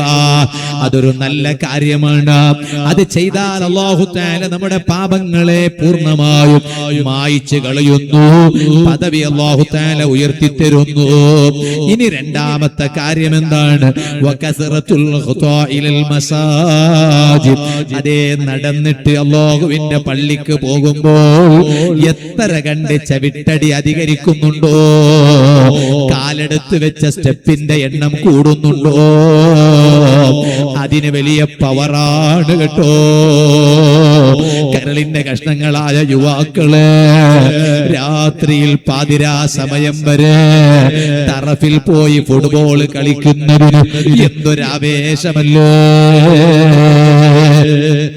അവിടെ ഉറക്കം വഴിച്ചാലും സാരമില്ല, ഉറക്ക് നഷ്ടപ്പെട്ടാലും സാരമില്ല. എന്നാൽ അതിനേക്കാൾ വലിയ ആവേശം വേണ്ടത് എവിടെയാണ്? അതിനേക്കാൾ വലിയ താല്പര്യം ഉണ്ടാകേണ്ടത് എവിടെയാണ്? അതിനേക്കാൾ നല്ല മജമുണ്ടാകേണ്ടത് എവിടെയാണ്? അത് നിന്റെ വീട്ടിൽ നിന്ന് രാവിലെ നടന്നിട്ട് സുബഹി ജമാഅത്തിന് വരുമ്പോൾ അതേ നിന്റെ വീടോ പള്ളിയുടെ തൊട്ടടുത്തല്ല എങ്കിൽ പോലും അത്യാവശ്യം നിന്റെ വീട്ടിൽ നിന്ന് ഇറങ്ങിയിട്ട് പള്ളിയിലേക്ക് നടന്നു വരുമ്പോ കുറച്ച് ദൂരെയുണ്ടെങ്കിലും നീ അതാ കുറച്ച് നേരത്തെ ഉണരുന്നു. എന്നിട്ടതാ നിന്റെ വീട്ടിൽ നിന്നിറങ്ങുന്നു. എന്നിട്ടതാ നടന്ന് നടന്ന് ചവിട്ടടി എടുത്തു വെച്ച് കുറെ അങ്ങ് നടന്ന് എത്രയാണ് നീ നടന്നത്? എന്നിട്ടതാ സുബഹി ജമാഅത്തിന് പള്ളിയിൽ വരുന്നു. നിന്റെ കാലിന്റെ ചവിട്ടടിയുടെ എണ്ണം കൂടുന്നുണ്ടോ? കാലെടുത്ത് വെച്ച സ്റ്റെപ്പുകൾ അധികരിക്കുന്നുണ്ടോ? നിന്റെ പാപങ്ങൾ അല്ലാഹു പൂർണ്ണമായും മായിച്ചു തരും കേട്ടോ. അല്ലാഹു നിനക്ക് വലിയ പദവി നൽകും കേട്ടോ. ഇതുപോലെ മൂന്നാമത്തെ കാര്യം ലോക നേതാവായ റഹ്മത്തുൽ ലിൽ ആലമീൻ സയ്യിദുൽ വറാ നബി മുഹമ്മദുർ റസൂലുള്ളാഹി സല്ലല്ലാഹു അലൈഹി വസല്ലമ തങ്ങൾ പറയാണ് അതേ വന്തിലാറുസ് സ്വലാത്തി ബഅദ സ്വലാത്ത്. അതേ നേരത്തെ പള്ളിയിലെത്തിയാൽ ഓ ബാപ്പമാരെ, പഴയ കാലത്തെ ഉപ്പമാര് നേരത്തെ പള്ളിയിലെത്താറുണ്ടായിരുന്നു. ഇന്ന് പ്രായമുള്ള ഉപ്പമാരെയും മൊബൈല് കേടുവരുത്തിപ്പോയി. പ്രായമുള്ള ഉമ്മമാരെ പോലും മൊബൈല് വഴിതെറ്റിച്ചല്ലോ. കാരണം പ്രായമുള്ള ബാപ്പയും വീട്ടിലിരുന്നിട്ട് കോമഡി നോക്കിയിട്ട് ചിരിക്കുകയാണ്. പ്രായമുള്ള ഉമ്മ പോലും വീട്ടിലിരുന്നിട്ട് കോമഡി റീൽസ് നോക്കിയിട്ട് ചിരിക്കുകയാണ്. നഊദു ബില്ലാഹ്. ഇത് ചിരിക്കേണ്ട സമയമല്ലെന്ന് ബാപ്പക്കറിയില്ല, പ്രായമുള്ള മാമക്കറിയില്ല. ബാപ്പ അത് മറന്നുപോയി, ഉമ്മയത് മറന്നുപോയി. പഴയ കാലത്തെ ഉപ്പമാരെ കണ്ടില്ലേ? ഉപ്പമാര് അവരതാ ബാങ്കിന്റെ മുന്നേ പള്ളിയിലെത്തൂ. ഏത് നിസ്കാരമായാലും അങ്ങനെയാണ്, ബാങ്കിന്റെ മുന്നേ പള്ളിയിലെത്തൂ. പഴയ കാലത്ത് നമ്മുടെ പള്ളികൾ അങ്ങനെയാണ്. സുബ്ഹി ജമാഅത്ത് തുടങ്ങുന്നതിന്റെ അരമുക്കാൽ മണിക്കൂർ മുമ്പേ പള്ളിയിൽ അതാ ലൈറ്റ് വന്നു പോയി. പള്ളിയിലെ ലൈറ്റ് ഓൺ ആയി പോയി, പള്ളിയിലെ സ്വിച്ച് ഓൺ ആയി പോയി. അതാ സുബഹി ബാങ്ക് കൊടുക്കുന്നതിന് മുമ്പ് തന്നെ പ്രായമുള്ളവരെ പള്ളിയിലെത്തിപ്പോ ഓരോ ജമാഅത്ത് നിസ്കാരത്തിനും അങ്ങനെയാണിരുന്നു. പക്ഷേ ഇന്ന് പ്രായമുള്ള ബാപ്പ പോലും വീട്ടിന്റെ അതാ എൻട്രൻസ് ഹാളിൽ ഇരുന്നിട്ട് സോഫയിൽ ഇരുന്നിട്ട് അതാ കോമഡി റീൽസ് കണ്ട് ചിരിക്കുകയാണ്. പ്രായമുള്ള ഉമ്മ പോലും കോമഡി റീൽസ് കണ്ട് ചിരിക്കുകയാണ്. ഓ, നമ്മൾ അങ്ങനെയാകരുത്. നമ്മളതാ വന്ദിലാറു സ്വലാത്തി ബഅദ സ്വലാ, നേരത്തെ പള്ളിയിലെത്തണം. ബാങ്ക് കൊടുത്താൽ ഉടനെ അതാ മുമ്പത്തെ സുന്നത്ത് നിസ്കരിക്കണം. എന്നിട്ട് അതാ ഇഖാമത്ത് കൊടുക്കുന്നത് വരെ ഫർളായ നിസ്കാരത്തിന്റെ ജമാഅത്ത് ഇങ്ങനെ കാത്തിരിക്കണോ? അങ്ങനെ കാത്തിരുന്നാലോ അതേ വേറെ ഒരു നിസ്കാരം കഴിഞ്ഞാൽ അടുത്ത നിസ്കാരത്തിന്റെ സമയമായോ ഇത് കാത്തിരിക്കണോ? പറയട്ടെ എന്റെ വാല് കേൾക്കുന്ന ഉമ്മമാരോട്, സഹോദരിമാരോട്, പഴയ കാലത്തെ മാമമാരെ കണ്ടില്ലേ നിങ്ങള്? മഗ്രിബ് നിസ്കാരം കഴിഞ്ഞാലോ പിന്നെ നിസ്കാര കുപ്പായം അഴിച്ചു വെക്കാറില്ല, നിസ്കാരപ്പായ ചുരുട്ടി വെക്കാറില്ല. അവിടുന്ന് തന്നെ എല്ലാം ഓതി പറയുന്നു. നിസ്കാരം കഴിഞ്ഞ് വേറൊരു നിസ്കാരം കാത്തിരിക്കുകയാണ്. പിന്നെ ഇശാ നിസ്കരിച്ചിട്ട് ആ നിസ്കാര കുപ്പായം അഴിച്ചു വെക്കാറുള്ളൂ, നിസ്കാരപ്പായയിൽ നിന്ന് എണീറ്റ് പോകാറുള്ളൂ. അത് വലിയ പവറുള്ള കാര്യമാണ് ഉമ്മമാരെ. അതുകൊണ്ട് അല്ലാഹു തആല തെറ്റുകളെ മായിച്ചു കളയുകയാണ്. പരലോകത്ത് അല്ലാഹു തആല പദവികൾ ഇങ്ങനെ ധാരാളം ഉയർത്തി കൊടുക്കുകയാണ്. ഇത് പഠിപ്പിച്ച നേതാവാണ് ലോക നേതാവായ റഹ്മത്തുൽ ലിൽ ആലമീൻ സയ്യിദുൽ വറാ നബി മുഹമ്മദുർ റസൂലുള്ളാഹി, നബി മുഹമ്മദുർ റസൂലുള്ളാഹി സ്വല്ലല്ലാഹു അലൈഹി വസല്ലം. ഞാൻ എന്റെ വാദ നിർത്തുന്നു, ഞാൻ എന്റെ സംസാരം ചുരുക്കുന്നു. ഇൻഷാ അല്ലാഹ് ബഹുമാനപ്പെട്ട പെരുവായി തങ്ങളുപ്പാപ്പ നമുക്ക് വേണ്ടി ഇവിടുന്ന് നല്ല ദുആ നടത്തി തരും. അല്ലാഹു നമ്മുടെ സദസ്സ് ഖബൂൽ ചെയ്യട്ടെ. ഞാൻ എന്തിനാണ് ഇത് പറഞ്ഞത്? അവസരങ്ങൾ, നല്ലതിന് വേണ്ടിയിട്ടുള്ള അവസരങ്ങൾ ധാരാളം ഉപയോഗപ്പെടുത്തണം, ഒരുപാട് ഉപയോഗപ്പെടുത്തണം. നമ്മൾ ഈ സ്ഥാപനത്തിന് വേണ്ടതെല്ലാം നമ്മൾ ചെയ്തു കൊടുക്കണം. ഞാനിവിടെ വന്നപ്പോ തന്നെ ചോദിച്ചു, എങ്ങനെയാണ് ഇവിടെ മുത്തഅല്ലിമുകൾ ഭക്ഷണം കഴിക്കുക? അപ്പൊ നമ്മളെ ദർസില് ബഹുമാനപ്പെട്ട തങ്ങളുപ്പാപ്പ മൂടുബിദ്രയിൽ നമ്മളെ ദർസിൽ വന്നിട്ടുണ്ട്. അവിടെ അൽഹംദുലില്ലാഹ് ഏകദേശം 60ഓളം മുത്തഅല്ലിമുകൾ പഠിക്കുന്നുണ്ട്. ആ മുത്തഅല്ലിമുകൾക്ക് മുഴുവനും ഭക്ഷണം നൽകുന്നത് അവിടെ വീടുകളിലാണ്. അവിടുത്തെ ഉമ്മമാര് വീട്ടിൽ നിന്ന് ഓരോ കുട്ടിക്ക് അവരുടെ സ്വന്തം മക്കളെ പോലെ കണ്ട് ഭക്ഷണം നൽകുകയാണ്. അല്ലാഹു അവർക്കൊക്കെ വലിയ ബർക്കത്ത് ചെയ്യട്ടെ. എന്നാൽ ഇവിടെ അങ്ങനെ അടുത്ത് വീടുകളൊന്നും ഇല്ലാത്തത് കൊണ്ട് കുട്ടികളെ പുറത്ത് പറഞ്ഞേക്കാൻ പ്രയാസമാണ് ഭക്ഷണത്തിന്. എന്നാൽ നമുക്ക് ഏറ്റെടുത്തുകൂടെ? ഒരു കുട്ടിയെ പൂർണ്ണമായും ഞാൻ ഏറ്റെടുക്കാം, ആ കുട്ടിയുടെ ഭക്ഷണത്തിന്റെ ചെലവ് ഒരു മോന് എനിക്ക് വേണം എന്ന് ഒരു ബാപ്പ ചിന്തിച്ചാൽ അതെന്തിനാണ്? എന്റെ ആഖിറത്തേക്കാണ്. ഇതുപോലെ തന്നെ ഒരു ഉമ്മ ചിന്തിക്കുന്നു, എനിക്കൊരു മോന് വേണം, ഇൽമു പഠിക്കുന്ന ഒരു മോന് വേണം. മദീനത്തുനൂറിൽ പഠിക്കുന്ന ഒരു കുട്ടിയെ ഞാൻ ഒരു വർഷത്തിന്റെ ചെലവ് ഞാൻ ഏറ്റെടുക്കുകയാണ്. എനിക്ക് അല്ലാഹു തആല 3 മക്കളെ തന്നു. അൽഹംദുലില്ലാഹ് നാലാമത്തെ ഒരു മോനും കൂടി. ആ മോന് ആഖിറത്തിൽ എനിക്ക് സ്വർഗ്ഗത്തിന്റെ വാതിൽക്കൽ നിൽക്കാനാണ്, എന്നെ കൈപിടിച്ച് സ്വർഗ്ഗത്തിൽ കൊണ്ടുപോകാനാണ്. ഇൽമു പഠിക്കുന്ന മോനാണ്, ഹാഫിളാണ്. ഹാഫിളായാൽ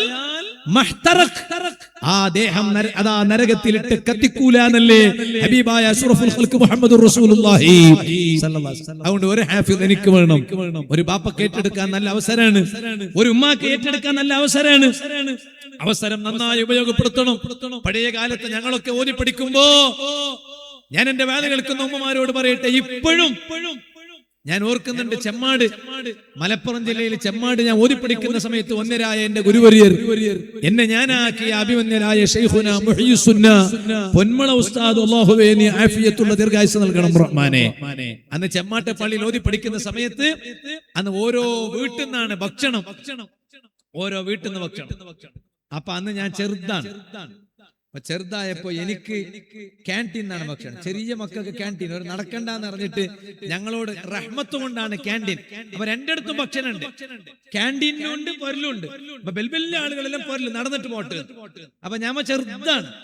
അപ്പോ അടുത്ത ക്യാൻറ്റീൻ ഉണ്ട്, നമ്മളെ ദർസിന്റെ ക്യാൻറ്റീൻ തന്നെ. കുറച്ച് കുട്ടികൾക്ക് ക്യാൻറ്റീൻ, അവിടെ 300ഓളം മുത്താലിമുകൾ പഠിക്കുന്നു. അവർ 100 ആൾക്ക് ക്യാൻറ്റീൻ, 200 ആൾക്ക് വീട്ടിൽ നിന്ന് ഭക്ഷണം. ഓരോ വീട്ടിൽ നിന്ന് 8 കുട്ടികൾ പോയി, ഒരു വീട്ടിൽ 8 മുത്താലിമുകൾ പോയി ഭക്ഷണം കഴിച്ച വീടുണ്ട്.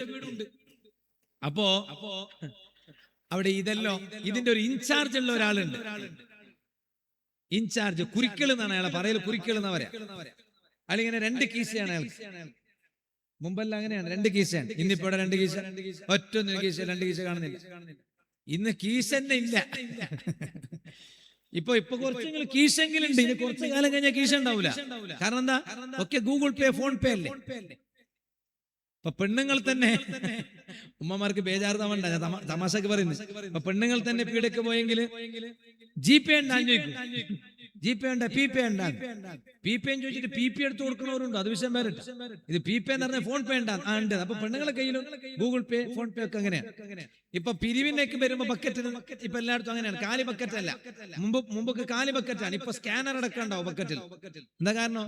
ഞാൻ ഒന്നും കൊണ്ടുവന്നിട്ടില്ല എന്ന് പറഞ്ഞാൽ മൊബൈൽ ഉണ്ടാവല്ല, മൊബൈലിൽ സ്കാൻ ചെയ്താൽ മതി. എത്ര രൂപ? 1000 രൂപ അങ്ങനെ പോട്ട്. മദീനത്തുന്നൂർ ഉദാഹരണം പറയാം. അപ്പോ ഞാൻ പറഞ്ഞു, എനിക്കൊരു വീട് വേണം. ഇയാൾ ഈ ഭക്ഷണം എല്ലാ പുരക്കും മുത്താലിമിങ്ങളെ ഭക്ഷണത്തേക്ക് സെറ്റിൽ ചെയ്യുന്ന ആൾ ഇയാളാണ്, ഈ കുരിക്കൾ.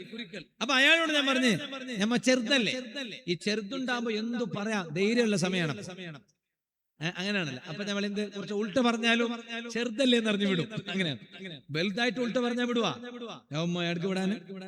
ചെറുതാവുമ്പോ കിടാവല്ലേന്ന്, മക്ക അല്ലേന്ന് പറയും. നമ്മുടെ നാട്ടിൽ പറയും മക്കായിട്ടേ മദീന ആവിടോന്ന് പറയും. എല്ലാത്തിനും മക്കല്ലേ മക്കല്ലേ. അപ്പൊ മക്കല്ല. അപ്പൊ ഞാൻ പോയിട്ട് ഇയാളോട് പറഞ്ഞു, ഞാൻ എന്താ പറഞ്ഞറിയോ, എനിക്ക് ഒരു പുര കിട്ടണം ചോർക്ക് എന്ന് പറഞ്ഞു. ഞാൻ ക്യാൻറ്റീൻ അല്ലേ, അത്ര റാഹത്താന്നില്ല പയറിന്റെ കറി. അപ്പൊ അതുകൊണ്ട് എനിക്ക് എന്ത് വേണോ, ഒരു പുര കിട്ടണം. അപ്പൊ ഇയാൾ എന്നോട് ചോദിച്ചു, കുറച്ച് നടക്കാൻ പറ്റുമോ ചോദിച്ചു. ആ നടക്കാന്ന് പറഞ്ഞു. പുര കിട്ടുന്നെങ്കിൽ നടക്കാലോ. അപ്പൊ നടക്കാന്ന്. അപ്പൊ നോക്കുമ്പോ നടക്കാന്ന് പറഞ്ഞപ്പോ അപ്പൊ ഒരു മുത്താലിമിനെ കാണിച്ചിട്ട് പറഞ്ഞ്, നിങ്ങൾ ഇയാളെ കൂടെ പോയാൽ മതി, അയാൾ പുര കാണിക്കും, ആ പുരക്ക് പോയി. അപ്പൊ ഞാൻ അയാളെ കൂടെ പോയി ഉച്ചഭക്ഷണത്തിന്.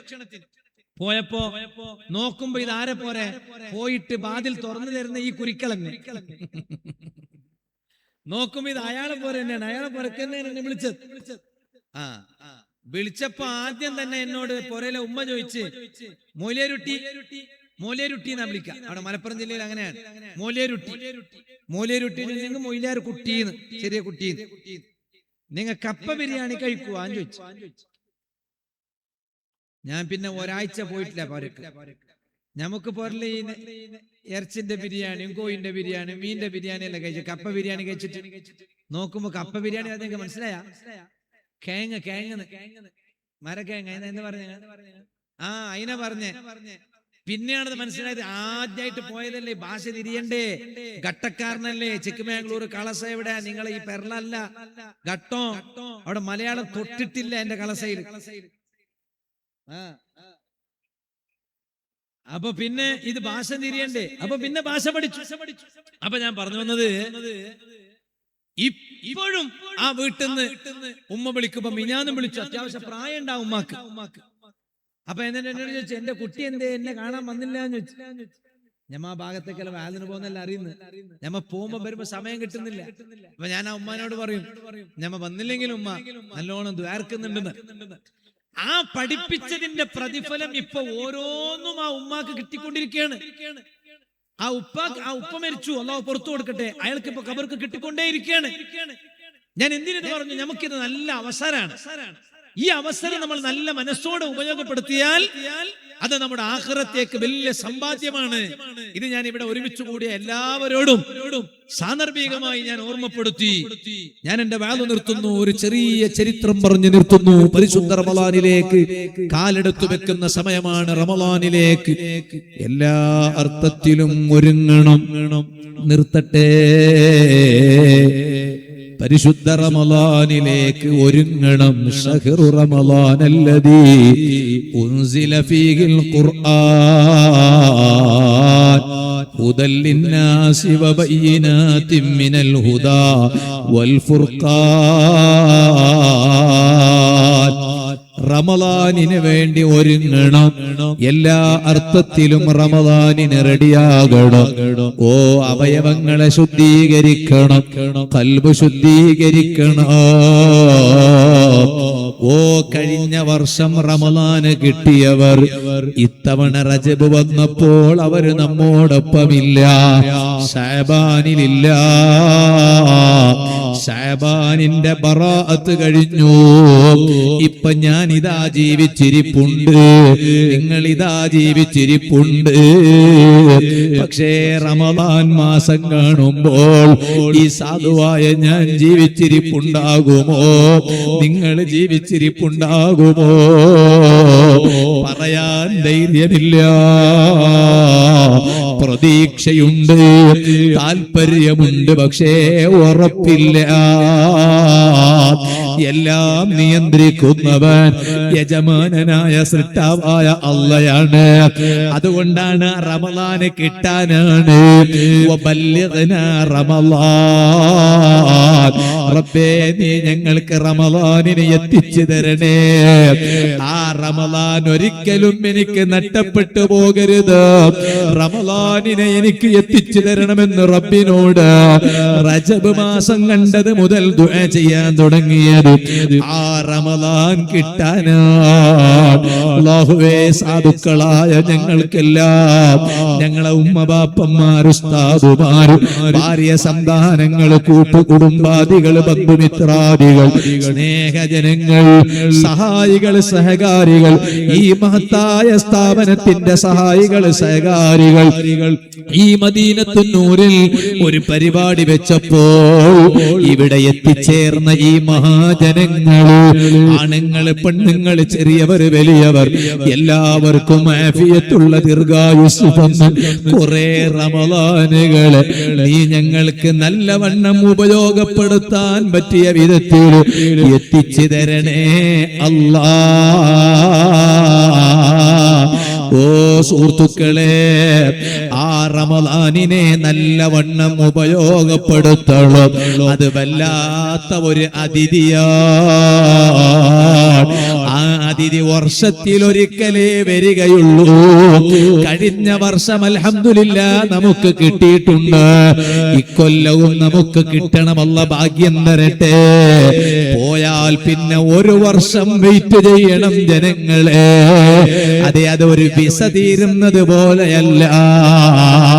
അതേ, UAE-യിലേക്കുള്ള വിസ, ആ വിസ എക്സ്പയറി ചെയ്താലോ നമുക്കതാ റിന്യൂവൽ ചെയ്യാൻ കഴിയും. ഇതുപോലെ തന്നെ ലൈസൻസ് എക്സ്പയറി ആയാൽ റിന്യൂവൽ ചെയ്യാൻ കഴിയും. അതുപോലെ പാസ്പോർട്ട് എക്സ്പയറി ചെയ്തായാലോ ആ പാസ്പോർട്ട് അടിക്കണ സമയത്ത് തന്നെ കാണാം date of issue and date of expiry. ഇത് രണ്ടും അവിടെ കാണാം. എക്സ്പയറി ആയാലോ പിന്നെ അതാ റിന്യൂവലാണ്. ഇതുപോലെ ഗുളികയിൽ മരുന്നിൽ എഴുതി വെച്ചത് കാണാം. ആ മരുന്ന് ഉണ്ടാക്കിയതിന്റെ ഡേറ്റും അത് എക്സ്പയറി ആകണ ഡേറ്റും കാണാം. എന്നാൽ നമ്മുടെ ജീവിതമോ അത് ഒരിക്കൽ തീർന്നാലോ പറയട്ടെ ഉമ്മമാര്, പിന്നെ റിന്യൂവൽ ചെയ്യാൻ അവസരമില്ല. അതുകൊണ്ട് വരാൻ പോകുന്ന റമളാനിനെ നല്ലവണ്ണം ഉപയോഗപ്പെടുത്തണം. അത് കേവലം വീട് വൃത്തിയായാ പോരാ, വീടിന്റെ മുറ്റം വൃത്തിയായാ പോരാ, ഫാന് ക്ലീൻ ചെയ്താ പോരാ, അലമാര ക്ലീൻ ചെയ്താ പോരാ. ആ റമളാനിലെ മൊബൈൽ ഉപയോഗം തൽക്കാലം ഒന്ന് കുറക്കണേ. അത്യാവശ്യത് മാത്രം കണ്ടിട്ട് ആവശ്യമില്ലാത്തതെല്ലാം ഒന്ന് നിർത്തണേ. തമാശ കാണുന്നത് അവസാനിപ്പിക്കണേ. ഇനി ഒരിക്കലും റമളാനിൽ പോലും അതേ തമാശയുടെ വീഡിയോകള്, ഓവർ സ്പീഡ് ചെയ്തിട്ടുള്ള അതാ തറാവീഹ് നിസ്കരിക്കണ വീഡിയോകള്, ഇതുപോലെ തന്നെ സമൂസയുടെ തമാശ പറഞ്ഞിട്ടുള്ള ക്ലിപ്പുകള്, അതുപോലെ തന്നെ ഫോട്ടോകള്, അതുപോലെ പോസ്റ്ററുകള്, അതിങ്ങനെ ഗ്രൂപ്പുകളിലൂടെ ഷെയർ ചെയ്ത് ആളുകളെ ചിരിപ്പിച്ച് തമാശകളിൽ അങ്ങ് ലയിപ്പിച്ചിട്ട് റമളാനിന്റെ ആത്മീയമായ ചൈതന്യത്തെ നഷ്ടപ്പെടുത്തി കളയാ ഒരാളും നോക്കരുത്, ഒരാളും ശ്രമിക്കരുത്. സാന്ദർഭികമായി ഞാൻ ഓർമ്മപ്പെടുത്തുന്നു. ആ റമളാൻ നല്ലവണ്ണം ഉപയോഗപ്പെടുത്തണം. അല്ലാത്ത കാലത്തോളം അത് വലിയ അപകടമാണ് കേട്ടോ. പറയട്ടെ, ലോക നേതാവായ റഹ്മത്തുൽ ലിൽ ആലമീൻ സയ്യിദുൽ വറാ നബി മുഹമ്മദ് റസൂലുള്ളാഹി, എന്റെ മുഅ്മിനീങ്ങൾ ഒന്ന് എണീറ്റ് നിൽക്കുമോ? അവിടെ തന്നെ നിന്നാ മതി, ഇങ്ങോട്ടാരും വരണ്ട. ദൂരെയുള്ളവരെല്ലാം ഒന്ന് സദസ്സിലോട്ട് കടന്നു വരണോ? ഏറ്റവും വലിയ കാരുണ്യവാനായ നേതാവല്ലേ, ഒരാളെ പോലും കൈവിടാത്ത നേതാവല്ലേ, ഈ ഉമ്മത്തിനെ കൈപിടിച്ച് കരകയറ്റുന്ന നേതാവ്. ഹുവൽ ഹബീബുല്ലദീ തുർജാ ശഫാഅതുഹു ലികുല്ലി ഹൗലിൻ മിനൽ അഗ്വാലി മുഖ്തഹിമി. എല്ലാവരും ഉറക്കെ മദീനയിലേക്ക് ഒരു സ്വലാത്ത് ചൊല്ലു. മൗലായ സ്വല്ലി വസല്ലിം ദായിമൻ അബദാ അലാ ഹബീബിക ഖൈറിൽ ഖൽഖി കുല്ലിഹിം വമൻ തകും ബി റസൂലില്ലാഹി നുസ്റതുഹു ഇൻ തൽഖാഹുൽ ഉസ്ദു ഫീ അജാമിഹാ തജീബി. മൗലായ സ്വല്ലി വസല്ലിം ദായിമൻ അബദാ അലാ ഹബീബിക ഖൈറിൽ ഖൽഖി കുല്ലിഹിം.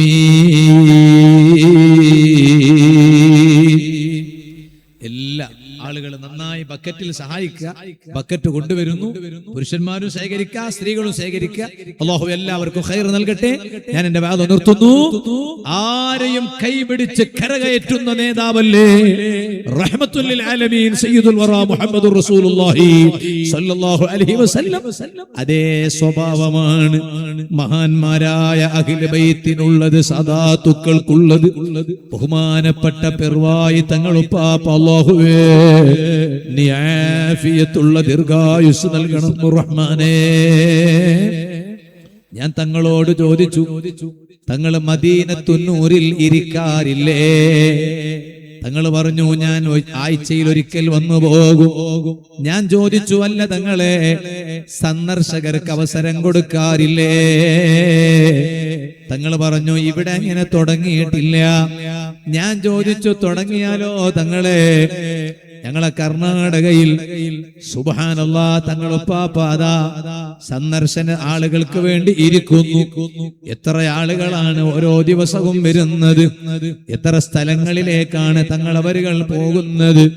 അതാ സിഹിർ കൊണ്ട് പ്രയാസപ്പെടുന്നവർ, കണ്ണീറുകൊണ്ട് പ്രയാസപ്പെടുന്നവർ, രോഗം കൊണ്ട് പ്രയാസപ്പെടുന്നവർ, ഇതുപോലെ തന്നെ വീടിന്റെ സ്ഥലം നിർണയിക്കാൻ ഇങ്ങനെ പലരും തങ്ങളവരുകളെ അതാ കൂട്ടിക്കൊണ്ടുപോകുന്നു.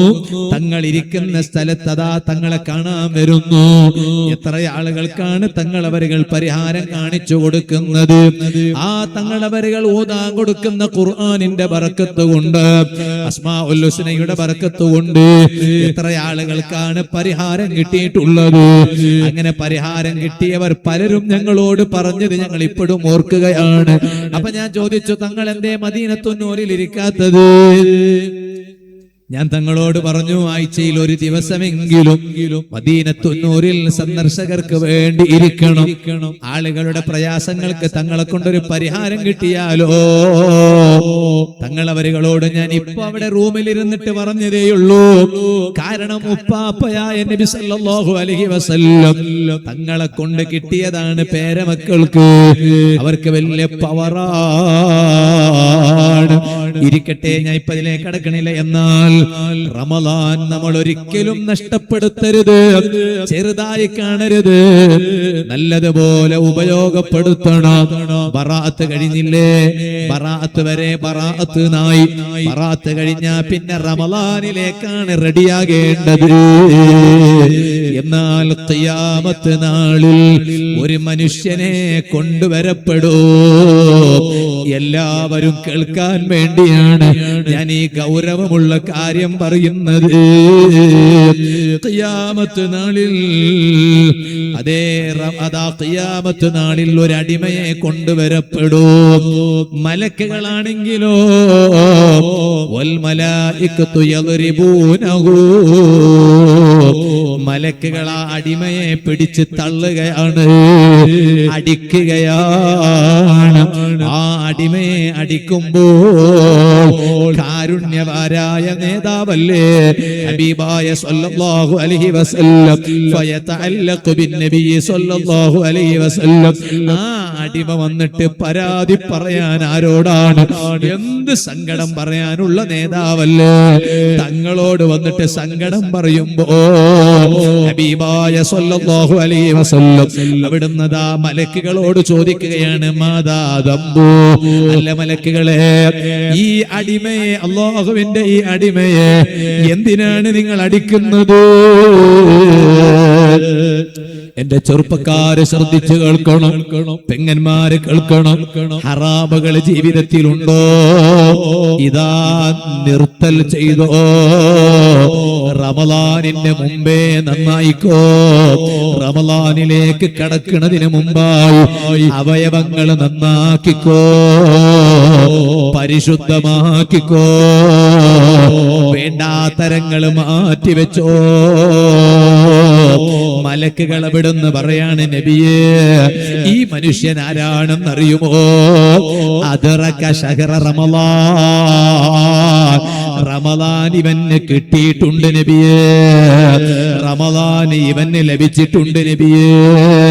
പക്ഷേ റമളാനിനെ പരിഗണിച്ചില്ല.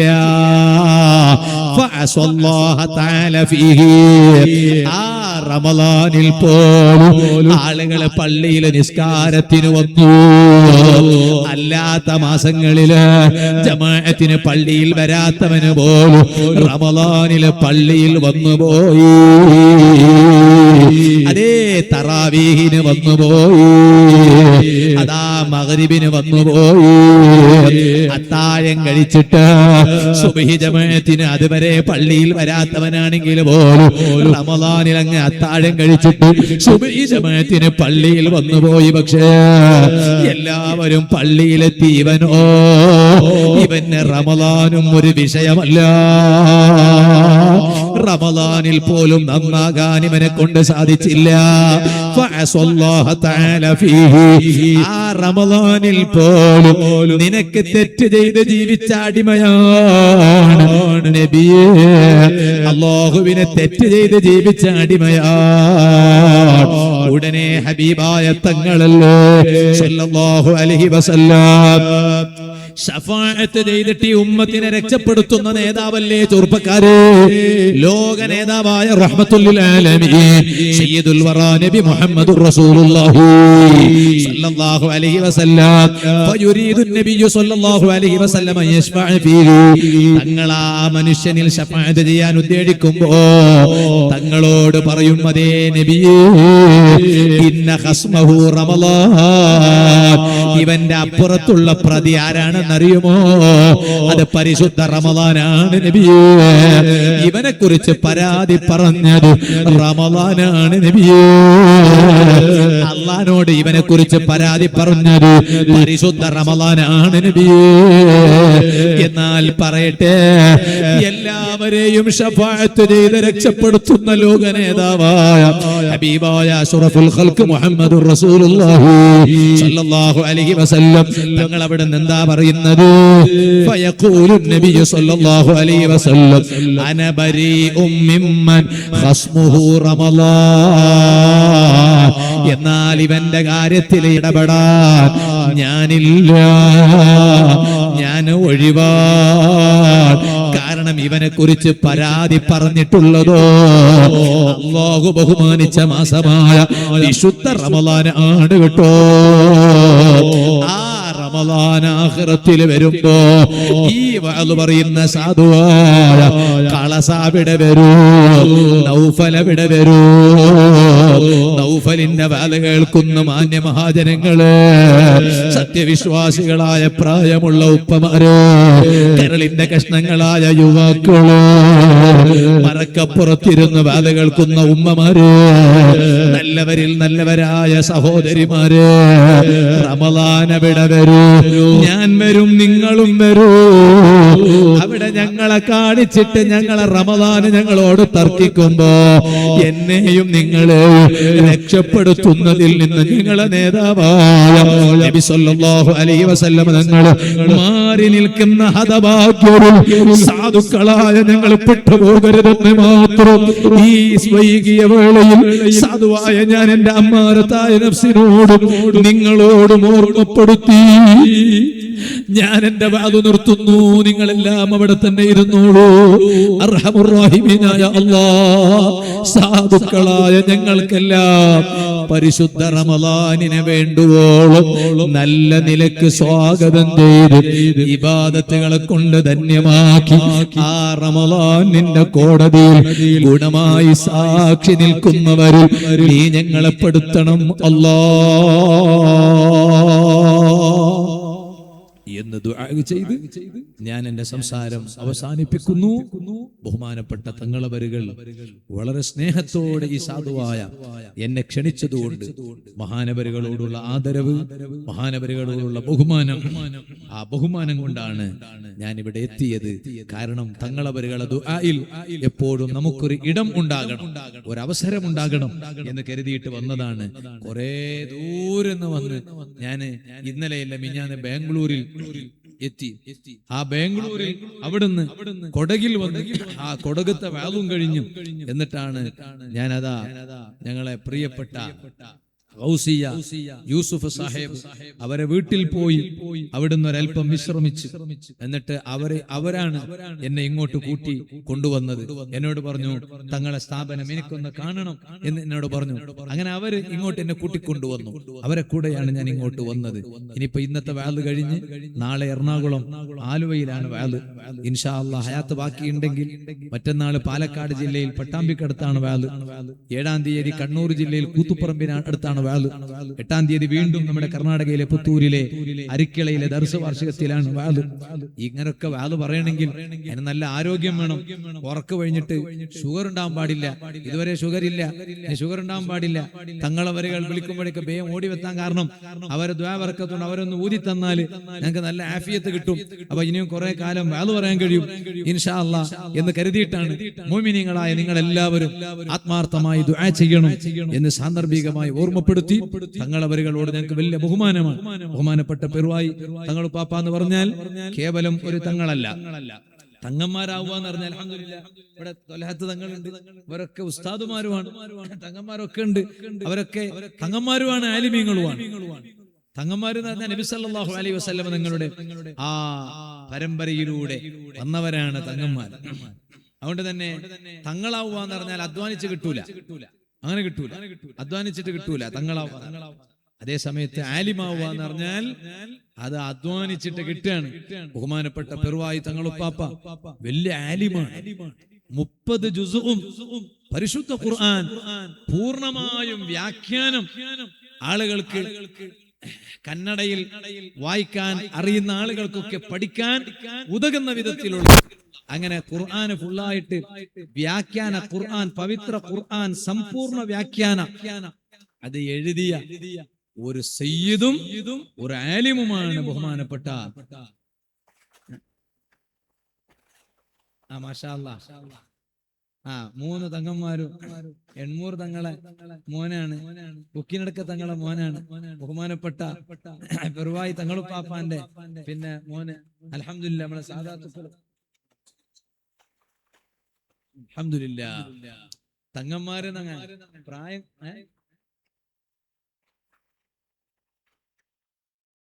എൺമൂർ തങ്ങളെ പാപ്പ അവരെ ആണ്ടാണ്. എത്രാം തീയതി 16 എന്തങ്ങനെ അങ്ങനെ അടുത്തടുത്ത് 13 2 വേറെ സ്ഥലത്ത് അല്ലേ അവരെ കുടുംബം 16-നും 13-നും അങ്ങനെയാണ്. അൽഹംദുലില്ലാഹ്. അല്ലാഹു അഹ്ലു ബൈത്തിന്റെ ബറക്കത്ത് കൊണ്ട് അല്ലാഹു ഞങ്ങളുടെ 2 ലോകം രക്ഷപ്പെടുത്തി തരട്ടെ. അങ്ങനെ ഒരുപാട് ഉസ്താദുമാരും ഒരുപാട് ഉമറാക്കളൊക്കെ ഉണ്ട്. നമ്മളെ കയ്യുമിനെ പോലത്തെ അങ്ങനെ ഒരുപാട് നമുക്ക് പേരറിയില്ല എന്നുള്ളൂ. അൽഹംദുലില്ലാഹ് ഒക്കെ ഇവിടെ നല്ലവരായ നമ്മളെ ഇത് ഉണ്ടാക്കി തന്നെ അൽഹംദുലില്ലാഹ്. ആചാര്യ നിങ്ങള് സ്വർഗത്തിൽ വലിയ കൊട്ടാരം സമ്പാദിച്ചില്ലേ അല്ലെ? മംബനാലില്ലാഹി ബൈതൻ ബനല്ലാഹു ലഹു, പിന്നെ ബൈതൻ ഫിൽ ജന്ന, മംബനാലില്ലാഹി മസ്ജിദൻ, അല്ലാഹുവിന് വേണ്ടി. ഞാൻ ഇവിടെ വന്നപ്പോൾ തങ്ങൾ പാപ്പനോട് പറഞ്ഞതാണ്, നല്ലൊരു ഭംഗിയുള്ള പള്ളിയാണ്, വിശാലമായ പള്ളി, സൗകര്യമുള്ള പള്ളി, ഇവിടെ എന്ത് വേണമെങ്കിലും നടത്താം, നല്ല വൃത്തിയുള്ള ഒരു ക്യാമ്പസ് ആണ്, പരിസരമുള്ള ക്യാമ്പസ്. അപ്പൊ അൽഹംദുലില്ലാഹ് അല്ലാഹു തആല അവർക്കൊക്കെ സ്വർഗത്തിൽ വലിയ കൊട്ടാരം കൊടുക്കട്ടെ. അപ്പൊ അൽഹംദുലില്ലാഹ് ഒരുപാട് ആളുകൾ നമ്മളെ വേദിയിലൊക്കെ നല്ല നല്ല വ്യക്തിത്വങ്ങൾ സദസ്സിലും ഒക്കെ ഉണ്ട്. അല്ലാഹു അവർക്കൊക്കെ സന്തോഷം കൊടുക്കട്ടെ, ഖൈർ നൽകട്ടെ. ഞാൻ സാധാരണഗതിയിൽ ഇങ്ങനെ വരുമ്പോ സ്ഥാപനങ്ങളാവുമ്പോ പ്രത്യേകിച്ചിട്ടും ഞാൻ ഇങ്ങനെ എന്തെങ്കിലും വിഷയങ്ങളൊക്കെ ഉണ്ടാവാറുണ്ടല്ലോ. ഞാൻ തങ്ങളുടെ പാപ്പാനോട് ചോദിച്ചു, പിന്നെ പൈസ ഒന്നും പിന്നെ ആവശ്യമില്ലല്ലോ എന്ന്. ബഹുമാനപ്പെട്ട തങ്ങള് ആരോടും പൈസ വയ്ക്കൂല. ഞാൻ തങ്ങളോട് പറയും, തങ്ങളുടെ അടുത്തേക്ക് വരുന്ന ആളുകൾ എത്ര ആളുണ്ടാവും, തങ്ങൾ എന്തെങ്കിലും ചെയ്തു കൊടുത്തിട്ട് പിന്നെ എത്ര നേട്ടം കിട്ടിയവരുണ്ടാവും. അവരോടൊക്കെ ഓരോന്നും പറഞ്ഞിട്ട് എന്തെങ്കിലും സ്ഥാപനത്തിന് ഉണ്ടാക്കണമെന്ന് പറയുമ്പോ തങ്ങളതൊന്നും ചോദിക്കൂല. തങ്ങൾ അങ്ങനെയാ പറയാ. അല്ലാഹു തആല മഹാനവറുകൾക്ക് ആഫിയത്തുള്ള ദീർഘായുസ്സ് നൽകി അനുഗ്രഹിക്കട്ടെ. നമ്മളെ ഗൗസിയ യൂസുഫ് സാഹിബ് അദ്ദേഹം മുത്തഅല്ലിമീങ്ങളെ നന്നായി സഹായിക്കണ ആളാണ്. എവിടേക്കും മുത്താലിമീങ്ങൾ പഠിക്കുന്നിടത്തൊക്കെ അരി കൊടുക്കും. എന്നിട്ട് ഇന്നും എന്നോട് ചോദിച്ചു, എല്ലാ റബീഉൽ അവ്വലിലും നല്ല ലക്ഷങ്ങൾ മുടക്കിയിട്ട് മുത്തുനബി സ്വല്ലല്ലാഹു അലൈഹി വസല്ലം മൗലിദ് അയാളെ വീട്ടിൽ നടത്തും. ഇന്നും ഞങ്ങൾ അയാളെ വീട്ടിൽ നിന്ന് ഇങ്ങനെ ഭക്ഷണം കഴിക്കും. എന്നോട് ചോദിച്ചു, ഉസ്താദേ ഭക്ഷണം കൊടുക്കൽ നല്ല കാര്യല്ലേ? അങ്ങനെയാണ് ഞാൻ മുത്താലിമീങ്ങൾ പഠിക്കുന്ന സ്ഥലത്തേക്കൊക്കെ അരി കൊടുക്കാറുള്ളത് എന്ന് പറഞ്ഞു. ഞങ്ങൾ മൂടബിദ്രയിലും ഞങ്ങൾ ആദ്യമായിട്ട് ക്യാൻറ്റീനാണ് ദർസ് തുടങ്ങിയപ്പോ. അപ്പൊ അന്ന് നമുക്ക് ഒരുപാട് അരി തന്നു. ഇന്നിപ്പോ നമുക്ക് അരി ആവശ്യമില്ലാത്തതുകൊണ്ട് ഞങ്ങൾ വേല പലതും പറഞ്ഞിട്ട് ചോദിക്കുക. കാരണം ഇന്ന് അവിടെ അൽഹംദുലില്ലാഹ് പഠിക്കണ 60 കുട്ടികളും ഭക്ഷണം വീടുകളിലാണ് മുത്താലിമീങ്ങളൊക്കെ പഠിക്കുക. ബഹുമാനപ്പെട്ട തങ്ങളുപ്പാപ്പ അവിടെ പല തവണ നമ്മളെ ദർസിൽ വന്നിട്ടുണ്ട്. തങ്ങളുപ്പാപ്പ അത് കണ്ടിട്ട് ആ ദർസിന്റെ പരിസരവും അതൊക്കെ കണ്ടിട്ട് ഞങ്ങളോട് വലിയ സന്തോഷവും പറഞ്ഞിട്ടുണ്ട്. ഞാനിപ്പോ അതിലേക്ക് കടക്കണില്ല. ഇവിടെ അൽഹംദുലില്ലാഹ് ഞങ്ങൾ ഏതായാലും ഇന്നിവിടെ കൂടിയിട്ടുണ്ട്. ബഹുമാനപ്പെട്ട ഖാജാ തങ്ങളുടെ പേരിലാണ് നമ്മൾ ഒരുമിച്ച് കൂടിയത്. ഖാജാ തങ്ങള് അജ്മീർ എന്ന നാട് അജ്മീർ ഷെരീഫാക്കി മാറ്റിയെടുത്തത് കുർസി പർ കോഹി ബി ബേട്ടെ രാജാ തോ മേരാ ഖാജാ ഹേ. അധികാര കസേരയിൽ ആര് ഇരുന്നാലും ഇന്ത്യക്ക് ഒരു അധികാരമുള്ള ഒരു ഭരണാധികാരിയുണ്ട്, അത് സുൽത്താനുൽ ഹിന്ദാണ്. ഇന്നി അഅതൈതുക വിലായത ഹിന്ദുസ്ഥാൻ. ഇന്ത്യയുടെ അധികാരം തങ്ങളിൽ ഏൽപ്പിച്ചു കൊടുത്തത് ലോക നേതാവായ റഹ്മത്തുൽ ലിൽ ആലമീൻ സയ്യിദുൽ വറ മുഹമ്മദുർ റസൂലുള്ളാഹി സ്വല്ലല്ലാഹു അലൈഹി വസല്ലം. അജ്മീർ ആയിരുന്ന നാടിനെ ഇന്നിപ്പോ പറയല് തന്നെ അജ്മീർ ഷെരീഫ് എന്നാണ്. മഹത്വമേറിയ അജ്മീർ. നമ്മുടെ നാടുകളിൽ നിന്ന് ട്രെയിൻ കയറിയിട്ട് വാഹനത്തിലും ഫ്ലൈറ്റിലൊക്കെ കയറിയിട്ട് അജ്മീർ ഷെരീഫ് ലക്ഷ്യം വെച്ചിട്ട് എത്ര ആളുകളാണ് ഒഴുകിയെത്തുന്നത്. അത് ഒരു വ്യക്തിത്വം കൊണ്ട് ഒരു പ്രസ്ഥാനമായി ഒരു വ്യക്തിത്വം മാറിയതാണ്. അങ്ങനെയാണ് എല്ലാ ഇടങ്ങളിലും ഉണ്ടാവുക. അൽഹംദുലില്ലാഹ് ഖാജാ തങ്ങളെ ബറക്കത്ത് കൊണ്ട് അൽഹംദുലില്ലാഹ് ഇത്രയും ഉയർന്ന് വളർന്ന് പടർന്ന ഈ മഹത്തായ ക്യാമ്പസ് ഇനിയും ഉയരും, വളരും, പടരും, പന്തലിക്കും, നല്ല ഉയർച്ച ലഭിക്കും. പക്ഷേ ഇതിന്റെ പേരിൽ കുറെ ആളുകൾ പരലോകത്ത് രക്ഷപ്പെടും. ഈ സ്ഥാപനത്തിന്റെ പേര് വിളിച്ചിട്ടായിരിക്കും അവിടുന്ന് മലക്കുകളൊക്കെ വിളിക്കുക, അതിന്റെ കൂടെ കൈകോർത്തവരാരാണുള്ളത് എന്ന്. ആ കൈകോർക്കുന്ന ആളുകളെ വിളിക്കുമ്പോൾ അന്ന് എനിക്കെങ്കിലും പറയാൻ കഴിയണം, ഒരു നാളെങ്കിലും ഞാൻ അവിടെ പോയിട്ടുണ്ട്, അവിടുന്ന് ഒരല്പം സംസാരിച്ചിട്ടുണ്ട്. നിങ്ങൾക്ക് പറയാൻ കഴിയണം, ഞങ്ങൾ അവിടെ കൂടിയിട്ടുണ്ട്, ഞങ്ങളെ കൊണ്ട് കഴിയണത് സഹായിച്ചിട്ടുണ്ട്. അങ്ങനെയാണ് ഞങ്ങൾ കുറെ നല്ലത് ചെയ്യണം. ഞങ്ങളെ കയ്യൂമ വേദിയിലുണ്ട്, അവിടെ കണ്ടില്ലേ ഡയാലിസിസ് സെന്റർ സൗജന്യമായി. അതൊക്കെ ചെറിയ കാര്യമാണോ? അല്ല. എത്ര യുവാക്കളുടെ യുവത്വമാണ് വെറുതെ അങ്ങ് നഷ്ടപ്പെട്ടുകൊണ്ടിരിക്കുന്നത്. നമ്മളെ ഹാഫിദ് അനസിന്റെ അനുസ്മരണം കൂടിയാണ് ഇവിടുത്തെ മുദരിസ് ഉസ്താദിന്റെ സഹോദരൻ. നേരത്തെ അവരെ കുറിച്ച് നമ്മൾ പ്രിയ സ്നേഹിതൻ കബീർ ഹിമമി ഉസ്താദ് കുറെ പറഞ്ഞു. അതുകൊണ്ട് ഞാനൊന്നും പറഞ്ഞില്ല. അള്ളാഹു അവർക്കൊക്കെ സ്വർഗത്തിൽ വലിയ ദർജ നൽകട്ടെ എന്ന് മാത്രം ഞാൻ ഈ സമയം ദുആ ചെയ്യുകയാണ്. അവിടെ നിന്നാണ് ഡയാലിസിസ് ചെയ്തുകൊണ്ടിരുന്നത്. അതിനു വേണ്ടി ഇവിടെ നിന്നു എന്ന് പറഞ്ഞു. ഇവിടെ നിന്ന് ഡയാലിസിന് പോയി. ഇവിടെ നിന്ന് ഇങ്ങനെ പഠിപ്പിച്ചു. ഒരു കുട്ടിയെ ഹിഫ്ള് പൂർത്തീകരിച്ചു എന്നാ പറഞ്ഞു. ഒരാള് പിന്നെ ഇൽമുമായി ബന്ധപ്പെട്ടുകൊണ്ടിരിക്കെ മരിച്ചാൽ ഖുർആൻ വ്യാഖ്യാതാക്കൾ തഫ്സീറിലൊക്കെ പറഞ്ഞത് കാണാൻ കഴിയും. ഓർക്ക് വേണ്ടി സ്പെഷ്യൽ മലക്കുകളെ അള്ളാഹു ഖബറിൽ നിശ്ചയിക്കുന്നതാണ്.